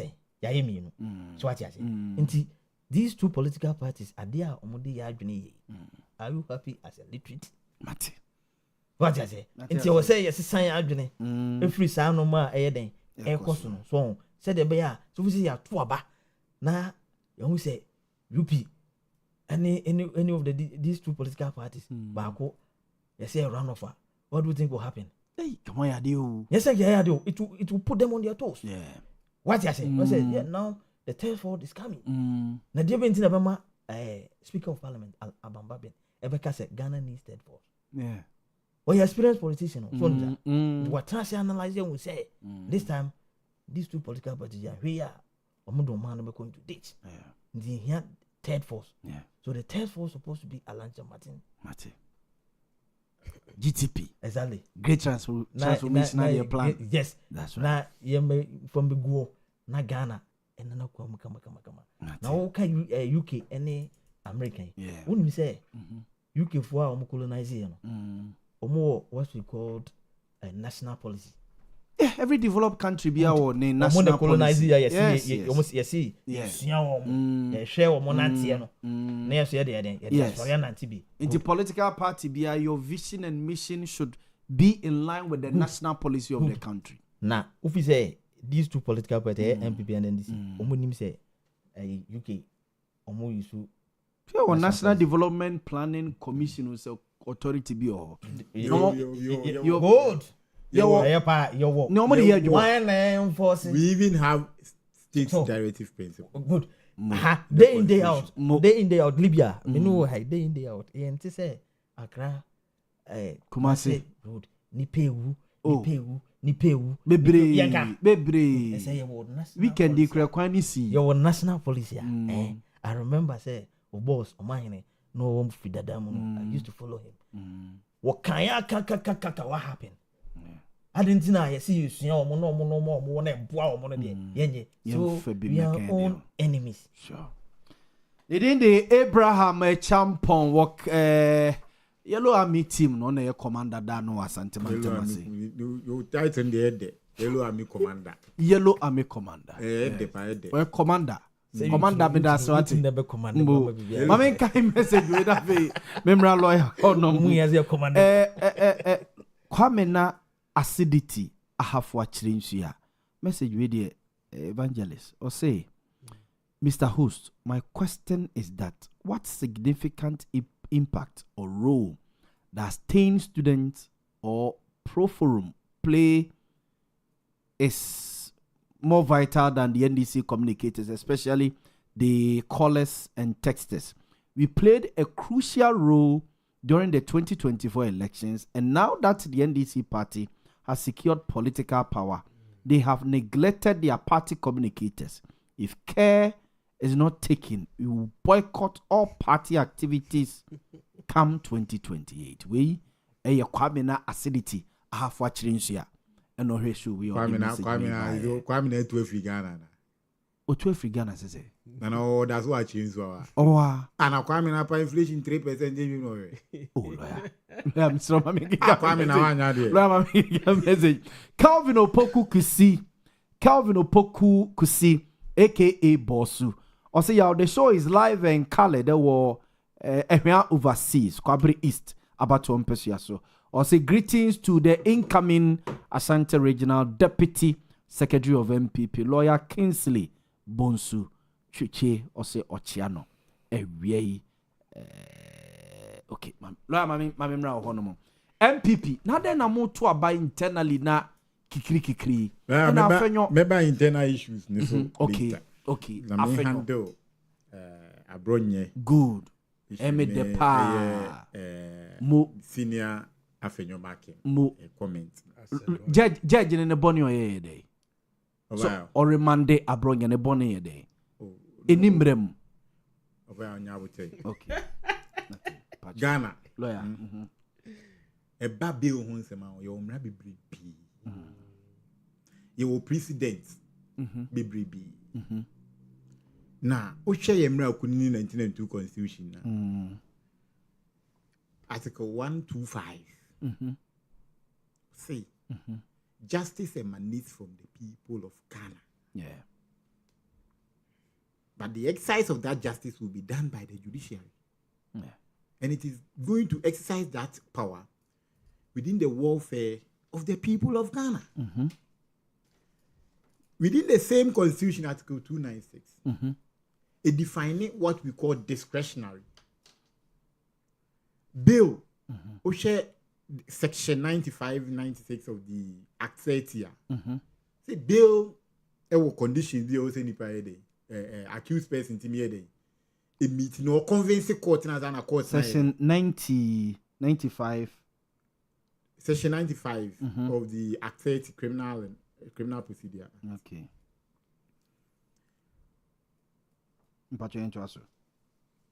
And above all, in this plethora of cases, which Martin Pebu number 1 versus the Republic and with plethora versus the state, let's say bill, aside some grounds, no, it's at the discretion of the court. Court, no, a share. Now, what to say? It can say also amount bill and I say no can say amount bill. But with discretion now be used, you know. Article 296 here day. A chair discretionary authority, no. A kind of us always here we use. So it shouldn't be capricious. It shouldn't be like I was say, oh yeah, then in such a way, say Uncle Bass whoop it. And our day. Say. What did they make an say? Now, Abronye ni offense no charge ni. That's what Kaseɛ here, judge. What kind of offense is that? Is it a felony? Is it a misdemeanor? I want to say civil and my friends say. A civil matter. Yes. What you say? Breach of peace. It's a misdemeanor. A misdemeanor. Yeah, a misdemeanor. Enti say obia ago allegedly. Why a dear pan Abronye will not be available to stand trial until on guarantee bill. A dear Abronye nya instant as surety into on guarantee bill. A dear pan. What did they make an answer? What you say?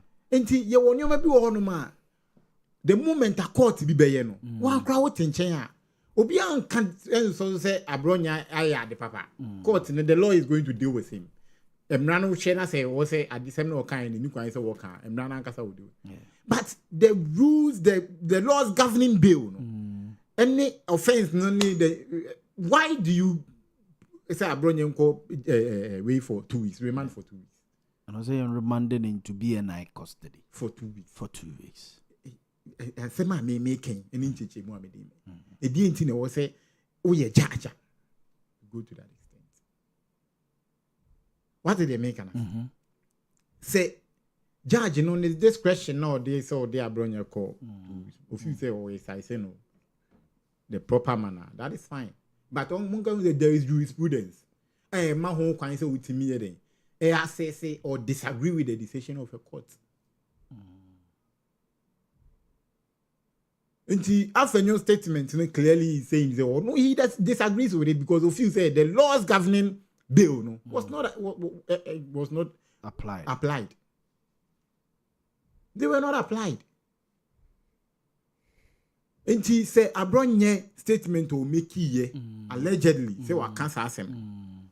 Now obi ti say Abronye yet never be gina wanim.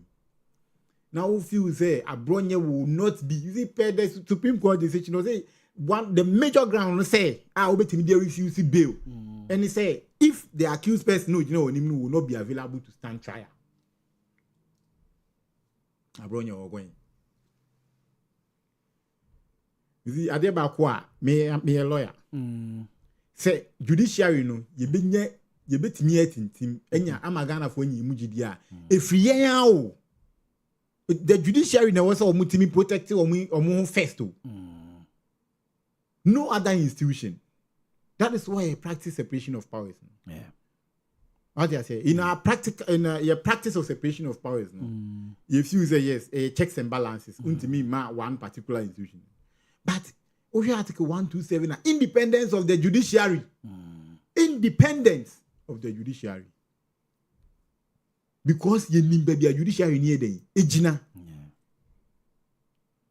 Send a bear exercise your authority without fear or what? Favor. At the judge, be influencing. No, but mean to me, will be influencing, and I wouldn't even say so be influencing.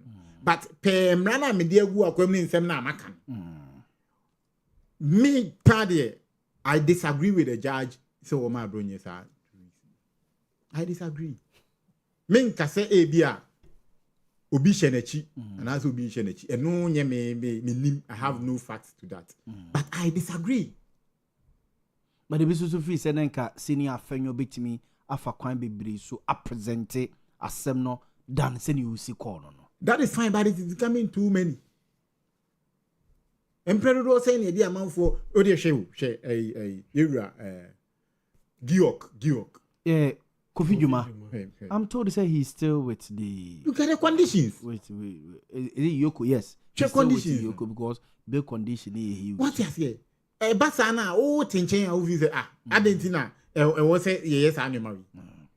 So definitely, a Belqua, you say. A biner also know you will be your tabron among a near or check dank it will be more dear tema by a man state security protecting man call say Jan man call back. But dear penny folk when at them from Yera Santa Hiniso. But do be at them, Nancy and quite one country ex-president before. Your man protection. Banned by Obiakro who say about Krumu by General Supreme Court, my Supreme Court. I can't do it, can't check Ghana for a man is a quay. My lawyer will say yes, you're stopping at a point. Into me allow ma ubi near tem. And I make us say the protection should start from the judiciary. Say obi way at me aba na judiciary none and so whoever there no person officer or tieno. A jana manicoya. Who feels say there now, yeah, 1 day. Then here, because yes, Yam, most years Yam, and the honor can ye cocabiare. Ye can be a man fine baby, a didn't be Gina. Near some mobile, if any more yen and I. Yea, but any sanity. Any sanity. 2 visas a man, I can tell a table joke came Pamina Mitico and became beer, and get him watching. And so you have fun with your butcher baby, become cook. Enti emane nye me akono se me so binti me so me ka bia se ne me so me do am the Kevin Taylor case no be yi me one. But the problem is that a court in Kaseɛ within the next minute go with me as is it be me do no na nye ma aban na also mitri anyi near the my den but enyefe media they make me admonish as a lawyer the judiciary should be the first institution they be protecting on. Independence of the judiciary you know say what your courts need trim no munya akukudro any GDA. If you baby nearby if you cool period nearby there were seasons in 96 97 NPP vs Attorney General Ghana Bar Association vs cases are landmark cases are yetimi Kaseɛ ma Yera John JJ Rollins when baby ko see my name Ghana is can did you for 31st. It was the decision of the court. Taku kudrone what's yetimi nyabi. What's yetimi nyabi? Ne yama bi bia kwa yama you said. Because any judge and so no is instilling discipline in the system. Into also protecting or protecting the judiciary by remanding a bronye. Se beya a caution to others that your person would di atem. And lawyer. Anything commercial sentem. No more remanded Kevin Taylor. because you are Kevin Taylor to be a visa or ye be a jao. Eh, obi a visa or ye be a jao. Maybe I brought you to say Kevin Taylor can say you know about your judge. Mammy Sumingo Kemi. Mammy Sumingo Kemi. I may not like a choir leader as far as you can ask him, but the import of the message is very clear. Say Emrana anya adwuma de a e be ye din say lawyer bia obekọ court Emrana anya adwuma ite ni be din so be respect court. What you say? Oh, who kwan say obekọ appeal, all right. Even in judgments of appeal, appellate courts ni others. Judges ni bu onu ma or in some be catch lower court na ma as decision. Who can judgment kwa obisu ma court. Sometimes they feel that they na judge ni te for mo na why no. Wo bum ran anima o bum ran anim tia. What say? What you say? Oh, shape judge be judgment or the man an appellate decision. Why would you say indeed? As a judge now of Mongo, I think you know the crime. And it's there. What you say? Maybe me feel there was a judiciary, you know, there, and they're the first institution to protect itself. Okay. And my any interference be from any other, whether the executive or the legislature. No. First institution to protect itself. Then a pass and we are able to go as a nation. Okay. Now, more internal elections. Ade, you just lawyer come now what ade why day. Over. No come now what onye bibia. Na me generalizing some. Me fair just on kwan. Ade ba ko am pese party NPP for you say, especially a party in Pennyphone. Say, and so many bits say we are and dear some SCH, we could do we chi, ain't ye be more free moon coin be so and same fatter they are. And your mom could do what you name moon cranny, your committee head so. Yeah, and I'm a boy. Yeah, and on you movie me. The son and so many bits they are. On you moving because the mimi kodine chino. Ofi them akodi we chintu we jime free mu dia. The mi kodine chini ya committee head. Because you feel say oka party no ho. And ye wie elections ye nyina ye ndey. O se ye kabom. Ti die enti ana ye wo form. Na esro adwo na form ye konto. E die enti. If so be any so. Yeah, the guidelines are bad.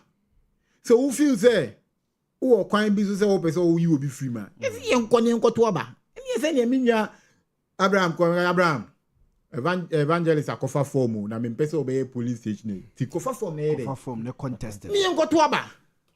Me your campaign. What you say? Your campaign. Na the cost no dear. Me am yenim no crane. Me dear politics na ye dodo ne ye then at a point in time, ebia me ameti e kwa no kasa wo de me si abonten say ye de me gina ho a nkufu we bi won se mo be ka fa mo a wa hwe be ka se nyimi free party. What you say? Obia won sem. But enuti first vice chairman, the acting chairman Bute, e let say wa grant amnesty to obia so utimi ye den ba party. This will be ko afrafranto, obi ko independent to, bi ko o say NPP no me pese me ye den me ba. Yeah. The fact say no independent no ne ade no baba and ade ye pan say on ubenya obi onu anka say yi ni akoma mu ni mu say obese o ye party adwuma. Is over polling station no. Ade ba ko empany for no Montie ase ni. Polling station executive in the political party in NPP. Ade pan onya. So be a polling station executive or MPP mo. Onya munya hwe. Sa. And as well a delegate in Tia, Yakotu and Piabo Benya Kakra. And yet, no, na polling station for Comoyo. Sir. Oh, Obi no more some party in the baby nursing or da boom prugu. What name Wawari or Beso Becanicuno, and Mwabeni Timide Buano. What you say, Obi no more some party na Nana Numbi, or Mope baby, a Jumabia, and Mwabeni Timide Buano. Police or Pesoja Bakubia man and Nana Bini offers. What you say? The baby. And only a friend say, oh, yeah, oh, your police station here indeed you are benefit now. You got 2 MP about near time 2000, no, that's all.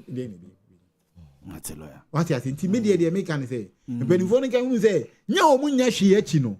Omo de o makoma. Ebi bodua nyina, ebi kogina nso hu kum dwan nyina. It clearly shows akoma ne adwene pa ne trimu po omo de do party no. Nti omo ye nneoma wo fom omo nya hwe yie.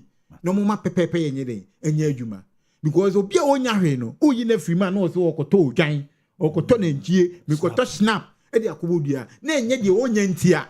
Eye odo any akoma pa wo ma party nti no de den o de yesa uyi na film no eye ne ya e bia MPP no ne nana bi ne DH ne nana council bi ene ye de atete na na o de odo aye part of him nti uyi na film a e be ye ne ya nti omomie nhwe ne oma bi e wo fom uyi na me de me kecha to kwa me say me wo hoyi of I want the Lord no de makoye lawyer wa Ashanti region injunction say na me phone is rate of summons say na me so me say omo di ase ne nyina court say asem bia nu a ko Boase West omoko court odo to bria omoko court your friends ejuso omoko court oko afija kwa abre south omoko court there's one other constituency be omso so omoko court bunkurugu yes Ashanti region court cases ni nyina gu me phone ayo ti me catch om say me sro omun kan hunu say ye hihye party no ani die wanchi ni ade ni nyina e beba kakra ba de mesro mu ne say court ni de ye som do mu nyina anyimra okay obia nyina asem ye de free court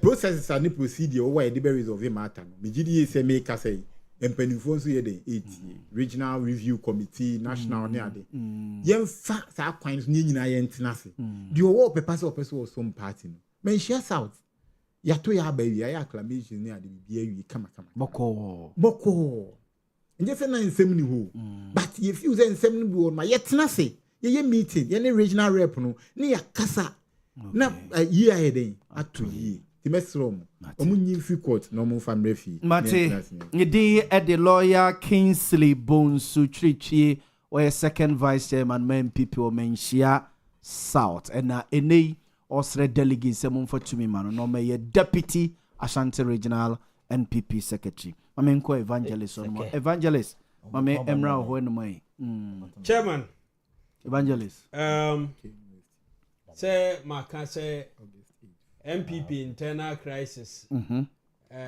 eye ade ebreme enigye pa NPP nya asemo Ashanti regional NPP nya asemo Ghana ha wani je pa it's true who evangelist what happened to do yonko se unua na do yonko se wo ho ana e kan say do yonko se wo ho absolutely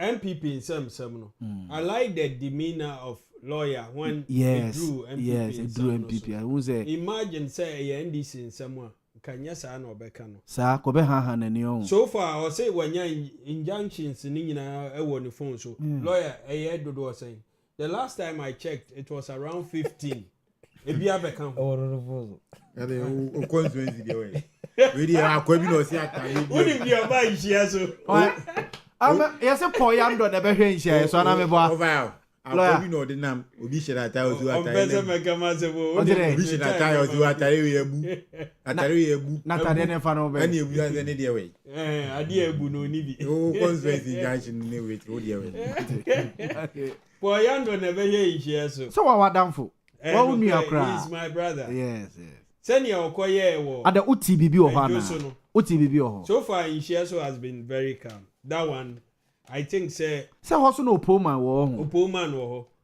set mu nyina wo set mu ho I saw sticker also moving with him okay there is that peace seemingly peace when she so and I think say it's the environment and also was so and so I don't want to say bibia obi beje ma no esibone okay MPP last time I think last week make I say MPP issue no akoye say yefun yade na omo solution say yemfa plaster antare so so yefun Yaowia yes Yaowia dia yemfa plaster antare so ana me bisa say na plaster na mode tare mu yefun na mu ya na be omo say omo Chinese plaster bi etumi san yefun yade and I'm so okay yenhwe there is always a cause and with every cause there's an effect near wo be ye bia no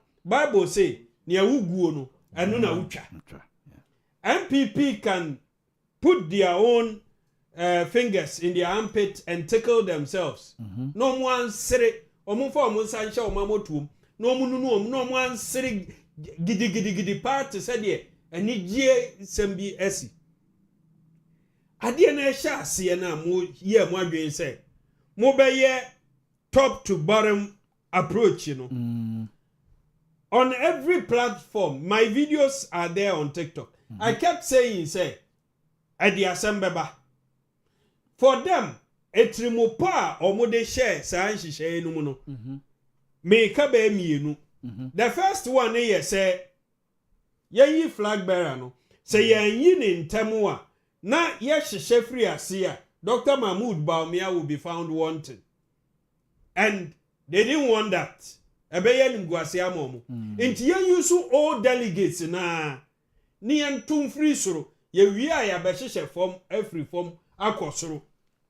It was meant to protect somebody. Good. And then the existing executives. Omusu who say omu to me achieve sa de na ma Dr. Mahmoud Boamah. Dr. Mahmoud Boamah today on our resources in one. Also will wash their backs for them. You scratch my back, I scratch you. That is in Shisha Mutana say Ekoye. The Omodia Kabnadu for Nibia. And that is exactly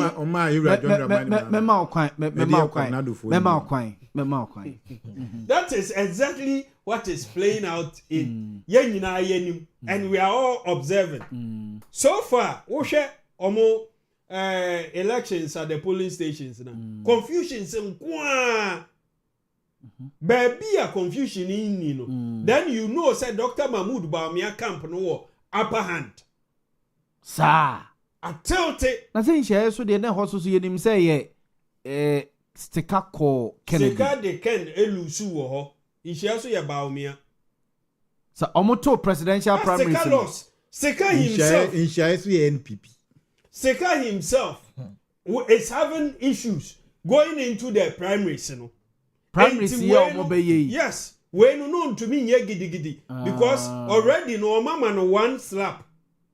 Osanya free omud betiano so and he wants to protect Niti to the chire no krokro baby a confusions dodo wono. I watched one of the constituencies. According to reports I'm hearing on TV show, almost nipa bay 800 have been disqualified. These are already senior elections here. The back passed away no munyina delegates. Delegates various polling stations. And Hono Ken won that constituency. In the total reshuffle. Disqualified nipa bay 800. Yeah, no day. Omunyina disqualified no mo saso information de la Samamo like show displeasure. We can search for it. Okay. About your production team and search yes, they were in the news. Senior MPP Evangelist Adia Muyi lawyer Mekan Evangelist lawyer Pacho Jano Jano the whole thing echo I feel says Senka almost shall see through the polling station now. And now more train ya ma Omuwie Shisheni na not the new delegates, the new executives in there bebano. Bayan Shisha towards Omo primaries, presidential and parliamentary now. It will save them a lot. There would have been that competition because Ken will interest. Ken will come down to the polling station. Resources beba. Yeah. Brian ni omunyina they would have sent resources to Dr. Duchum Japan. Komunyina besi form. When see form you will know say you have lost in advance. Yeah. So nke form no ebeye more competitive. And kiye hunu manso ne court no it was going to be strictly competition. Yeah. Wo ubenya dodo no you can monitor from there say at least aha wodia omo anya ne sa omo akoto ho na wie ene omo yesi aye omo coach omo aye sei so na why o less di abasa me coach ena omo aye sei. Are you telling me say Brian Echampo will sponsor people when they come to the polling station and then constituency or national? That would mean say or for the future. Yeah, for that change. I know Brian has young, a future. Yes. But Educhum put resources in this. Educhum is somehow young kakrao. Yeah. Obe pretending in sabene na mho so yebi because ni aye no coach when appointment. You party community or MPP community. When appointment. Enti ensem no de ebekọ so a we ye at the polling station. Yeah. Yantwen electoral area. Yantwen constituency. Neyambra region. Which mean we have become. Yeah, region or contested deputy Ashanti regional secretary. You can see Boamah party. The masses are going to be for Boamah. The Omasha say what form what they want. But say evangelist Oma to soro na wia Boamah ba say ya to awie nti yedem kogua. That's the mfaso bi amam so. Good. So the new delegates bane executive na where you see where them first will be any omuso. So the main decisions and kaumbaye no. The old one ebi coffee no. Omoye dada. The omo inquire omo besa no masa dada. Mo de ye de mu besisi ano a party will set in. That energy, that drive and command for the beye enye omoye mo nyame ehwe. So I've stated say Dr. Mahmoud Boamah will struggle to get 30% come 2028. They can dismiss it. Dr. Mahmoud Boamah best struggle to get national election. He will struggle to get 30%. 2028. Yes. Evangelist, say I'm not a prophet. I'm not a prophet. 2024 elections are here. You can watch my videos. You can even go online. Just Google. I said the MPP will struggle to get 40%. I'm not a prophet. I said the MPP will struggle to get 100 MPs in parliament. They could not cross 90. Yeah. Sometimes no more 130 something. 89. But I boldly declared it. I'm saying it here. Keep this video for me. I'm saying this till 2028. By the special grace of God, I'll be alive to see this. Said Dr. Alhaji Mahmoud Boamah will struggle to get 30%. Aye, omo hihye ya omo aye. Omo benya, omo betwa so aba. And now omo yi omo nyina free mu no. They will pay for it. They will pay the party. The MPP will pay dearly for it. Already 2024, omo hwe de ma omo nya 41% ne ABC 38.2 near the omo hwe the original minister. Omo hwe. Omo hwe de ye. Unso omo nkomu enhwe de ma omo ye defeat omo animguase mu sa no. And no more share we are it's going for me a committee, my committee report on a committee in the okay. You see, you wouldn't processes way you are now going through already what a committee into Obia whom you can see say way by Dr. Mahmoud Boamah, Minister for Education, way by finance, way by ya chewi inti mu yi say ya may day. Committees no man for in opposition watch every Nana J or transport ministry. Nana J call. It will be the PRO. We never see power to enjoy it. It is what down for Nana J be PRO transport minister. And they say Bibi Bonnie be a sinner map as I be a man. Nana J a PRO for transport ministry. But Nana J will not see power. They won't see power. Not anytime soon. Inti MPP in some met me akuma, but I can see my brother is not comfortable. Mami call the next one. Okay, court. Yes. Afenyo in some more kind. Yes. My brother spoke as a lawyer, and I could feel the struggle. No, he's an officer of the court. Yes. Senior. And also respect the court. And deny do be a choice of words. No, and he did well. Abrantie bi under them or making publication. He's 7-10 years. I want to get his name from for you. Get it for me. The guy good onye. Me wo picture bibi aye freno Ibrahim Mohammed. He is 7-10 years imprisonment ne charge ne with 3 different counts. 3 years imprisonment for publishing false news. 4 years imprisonment for threatening to harm citizens. 3 years imprisonment for offensive conduct. This is his picture. 10 years. Yes. Yeah, 10 years then wabu. Sentence no 10 years then wabu. Senior. Nyabutre. No, sentence now. Somebody said 10 years. Forget about the years. Okay, yes, na Ibrahim Mohammed be at them for publication of false NSRDM. Will you tell me say that one is a lie? Maybe the age, the way I'm calculating in ayete. Is somebody 7 under your regime? Lawyer Emmanuel, my fellow lawyer. How do information about?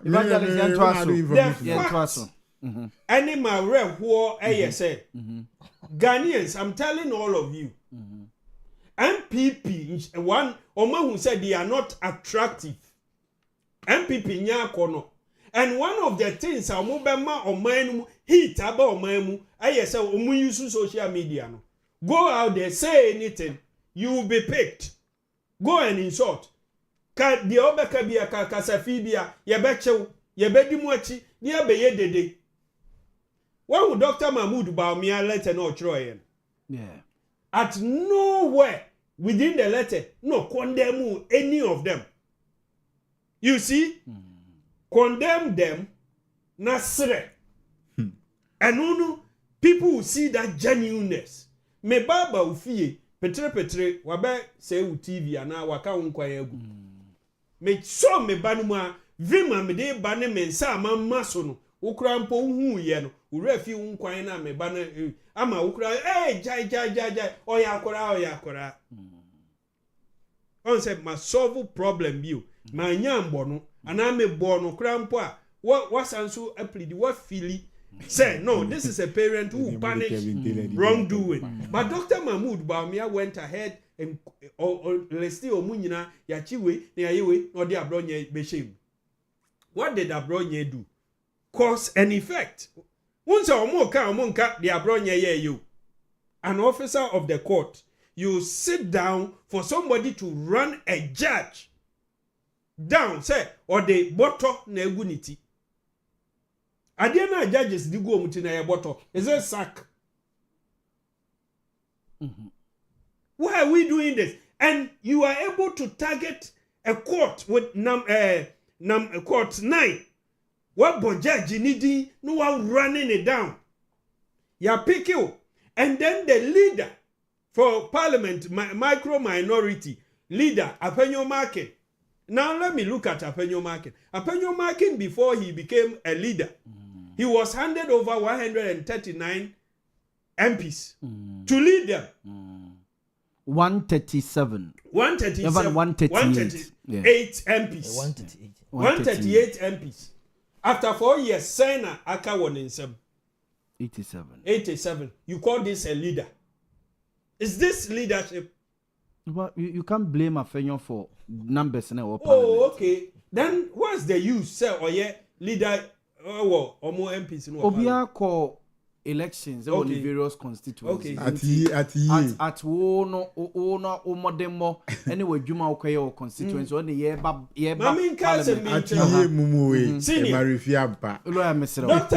at Boamah. Yes. As the leader of 137. Yeah. Today, all handing over leadership, say no demand. Some could have 188 and absolutely. Weigh the two of them. And Uko Central Regional, they are neighbors, so they are even friends, childhood friends. So they all sat down and planned, say Yabeko Parliament. And then Ato went ahead of the other Ato. Apenyo is also Ato. They are close. Now Apenyo Marking comes from Central Region and brings only 2.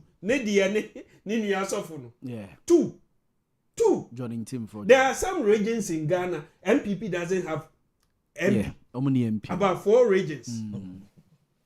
This is the legacy of Apenyo Market. Atuba Forcing was going round. He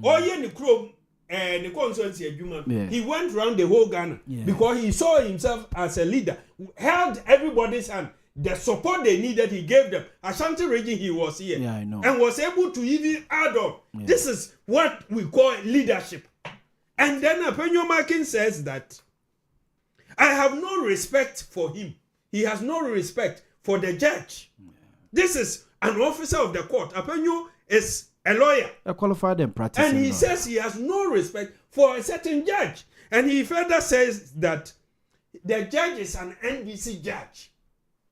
And the court is an NDC court. It's an agenda court. And that the judge, end of this year, will be 70. Or be called retirement. Or say, or doubt to cross a judge, passing the law exams. Somebody has risen to become a judge for these 70 years. And your 8 years, even under President Kufuor, this man, I'm sure would have been a judge still. You run him down. Not the evangelist. Me yeah. Upon your markets. Or say, I want to be cited for contempt. Yes. Unim di oye. Yan citing for contempt. No one sounds umbeye dede. Umbeye dede. For abronye and then in Samoka. In the past, I said, we need not do this. The court, the judiciary, is the only arm of government I can see say their independence is secured. Yeah. When it comes to the executive and the legislature, we are the same people. We are the same people. I don't know politicians, both. Yeah. And then the party that wins picks them from parliament. Forming executive. But we say we have 3 arms. They are all independent. Yeah. The legislature and the executive. So we separate. Oh, Debbie, you scratch my back, I scratch yours. That's all. But your courts. Yeah. It's our last resort. For us politicians, you bet to me at the time where would we address it? An MPP or more primaries, or more chama, and we have videos in Libya. Omo kokota pa for this thing. Missy MPP evangelist. I'm for the academy no address. I want it. At you. Na unim. Say you power no. Mosomo de neighbor. What power no. Yes, you de neighbor. Me catch NPP ni bia, ni Ghana ni bia. Aw Kaseɛ a yura na nado dan kwa Kufuor. So onko ni sofo. Na ni sofo ni mompa ma no se body fache. Ghana ni bia o Kaseɛ mampani na nado dan kwa Kufuor. Am na nam wa bem. Yes. Adenti na wo kasa se onko na ni sofo mompa ma no nko se body fache. Yura na nado se na oyo ba tampa na koma mu so. Yura Dr. Mahmoud Baumia. Na koma so. Yetimi ka check kremoni so oye preko. Vice President. Nipa na fa no wedi. Vice President of the Republic of Ghana. Obi timi jina e ka check Ghana kwa yenye ku ni entu legitimate government. Nipa ne wo ho ya nyene. Obi de se kan eto ni bozu sei, etwa picture or appointment. Your man appoint, your man deputy CEO. Second, a picture to the boss say. Why? Mammy, or a party or this two boys share them man is a NSS boss, no. Okay. Party nana. Ono kwana ti dem na stone boy Tonyo Mano. Birthday. Debi program na. TGM ye no Telecel ye amanfo ye mom invitation bi mu cheers ka ko wura mu no Stone Boy mu ne blash even ko onu de onu ko ate no office na Stone Boy wa han no na Stone Boy Tonyo Mano ni birthday onu ko a be an adamfo no money swine na jega my stay 60 table so onu ko ye party is in adamfo oh lawyer But obi you go and so on the birthday. Obi the 500 and then pound question na anwe na ko fa ba yo. Ono na be na simple zu kan. O repeat oje na onye. Mi ono akasa ni sika abonyo my party ni party aba power. Onye vie eyo NSS o. Oreje. Ono ko a. That birthday party mi nyeska mi. Men kwa mafai amachi dedi Libya consensus na amachi Libya na me shedem men kwa me office ma me the camera see me so check Ghana for them the scan mu nim di me na me di akere mu me na amachi tende wo sika mi sika so unye sika nte wo sika se ne na NSS boss ne wan sika oh, say ebi ono so ne bosumi akatua no ne bosumi akatua no dey ye no di birthday o di birthday o NSS office oh lawyer now to we are bedjuma nti we me ka say manager me so o di birthday and NSS office no di birthday me dey well ona wo ka say NSS office dey but me who say office setup honey ni mo ye juma so the presumption is that office on no and or private company bi o chief of staff mo de ni bia na company na dey award contract mo nko mpacho dey bi sa na me say bi o private company now this you know dey me di kanya na say omo nkan hu say omo te gari milk mo te fonka omo te ye feni say political parties there 9 games fonka games ni Gary nyina na bi o milk nyina na o be 9 so muito ma power that's it ama power me da na oka debi oka memra so oh nyabotre ni yema kan o fa nyabotre no be 1 minute to wrap no up no problem 1 minute no me man tamade atoso production you have a new market jumedi a wadi wo party he is a beacon hope or central region. No, that's where I'm from now. We look at Kaseɛ. Okay today no because our party no power do work today. What you say an independent candidate bia is say ni ma me say NPP before na me achini. Odu parliament was where NDC ni. Say party no power do no go chichiri. Say aboa ne pe kokwa enti no de ne wo ye dey. E chichiri sie. Na ve de wo ye hwehwe mu na ye be so a wo ma me say NPP. Matemedasi. Yeah, 1 minute. No question be am person me bisa na Boamah. So far, judicial service, Oma issue any statement when it comes to the attack on this judge. Is there any statement? There be. Wow. But Ghana Bar Association among say I'm also asking, Ghana Bar Association, are they still here? Yeah, they are. Are they here? Yeah. And you me and mommy boy, gospel. Are you here? Yeah. Ghana Bar Association. Are you here? Mate, evangelist Medasi. Are you here? Medasi. Your silence is too loud. Mate Medasi. Abraham Medasi wate. Yambo echira ebesia. Abza for edemu si ase ya sorry ama news team na som atwa so e de free ha. Nwumre Montie evangelist Kwame na pra enka oye part of the government communication team board member of Gold Board Jewelry Moten enka nwumre Anambwa. Uyi Simnet in Sufilu Mabini Asemo. Me yidi here. Simnet Ghana under SNET. Okay, Simnet Ghana. Yes. It is under SNET. Yes. Oh, your board member. Okay. It's all kind of work me. And a Good Board Jewelry or a board member or no. Lawyer Kingsley Bones Suchri. A second vice chairman MPP War Menchia South. Or said delegate someone for to me mano. Now on me deputy Ashanti Regional Secretary MPP. Lawyer Susumi da wase Abraham Champon. The Yellow Army Commander was Santamantema say. I was for me did the Boamah. Madam say news team news sum at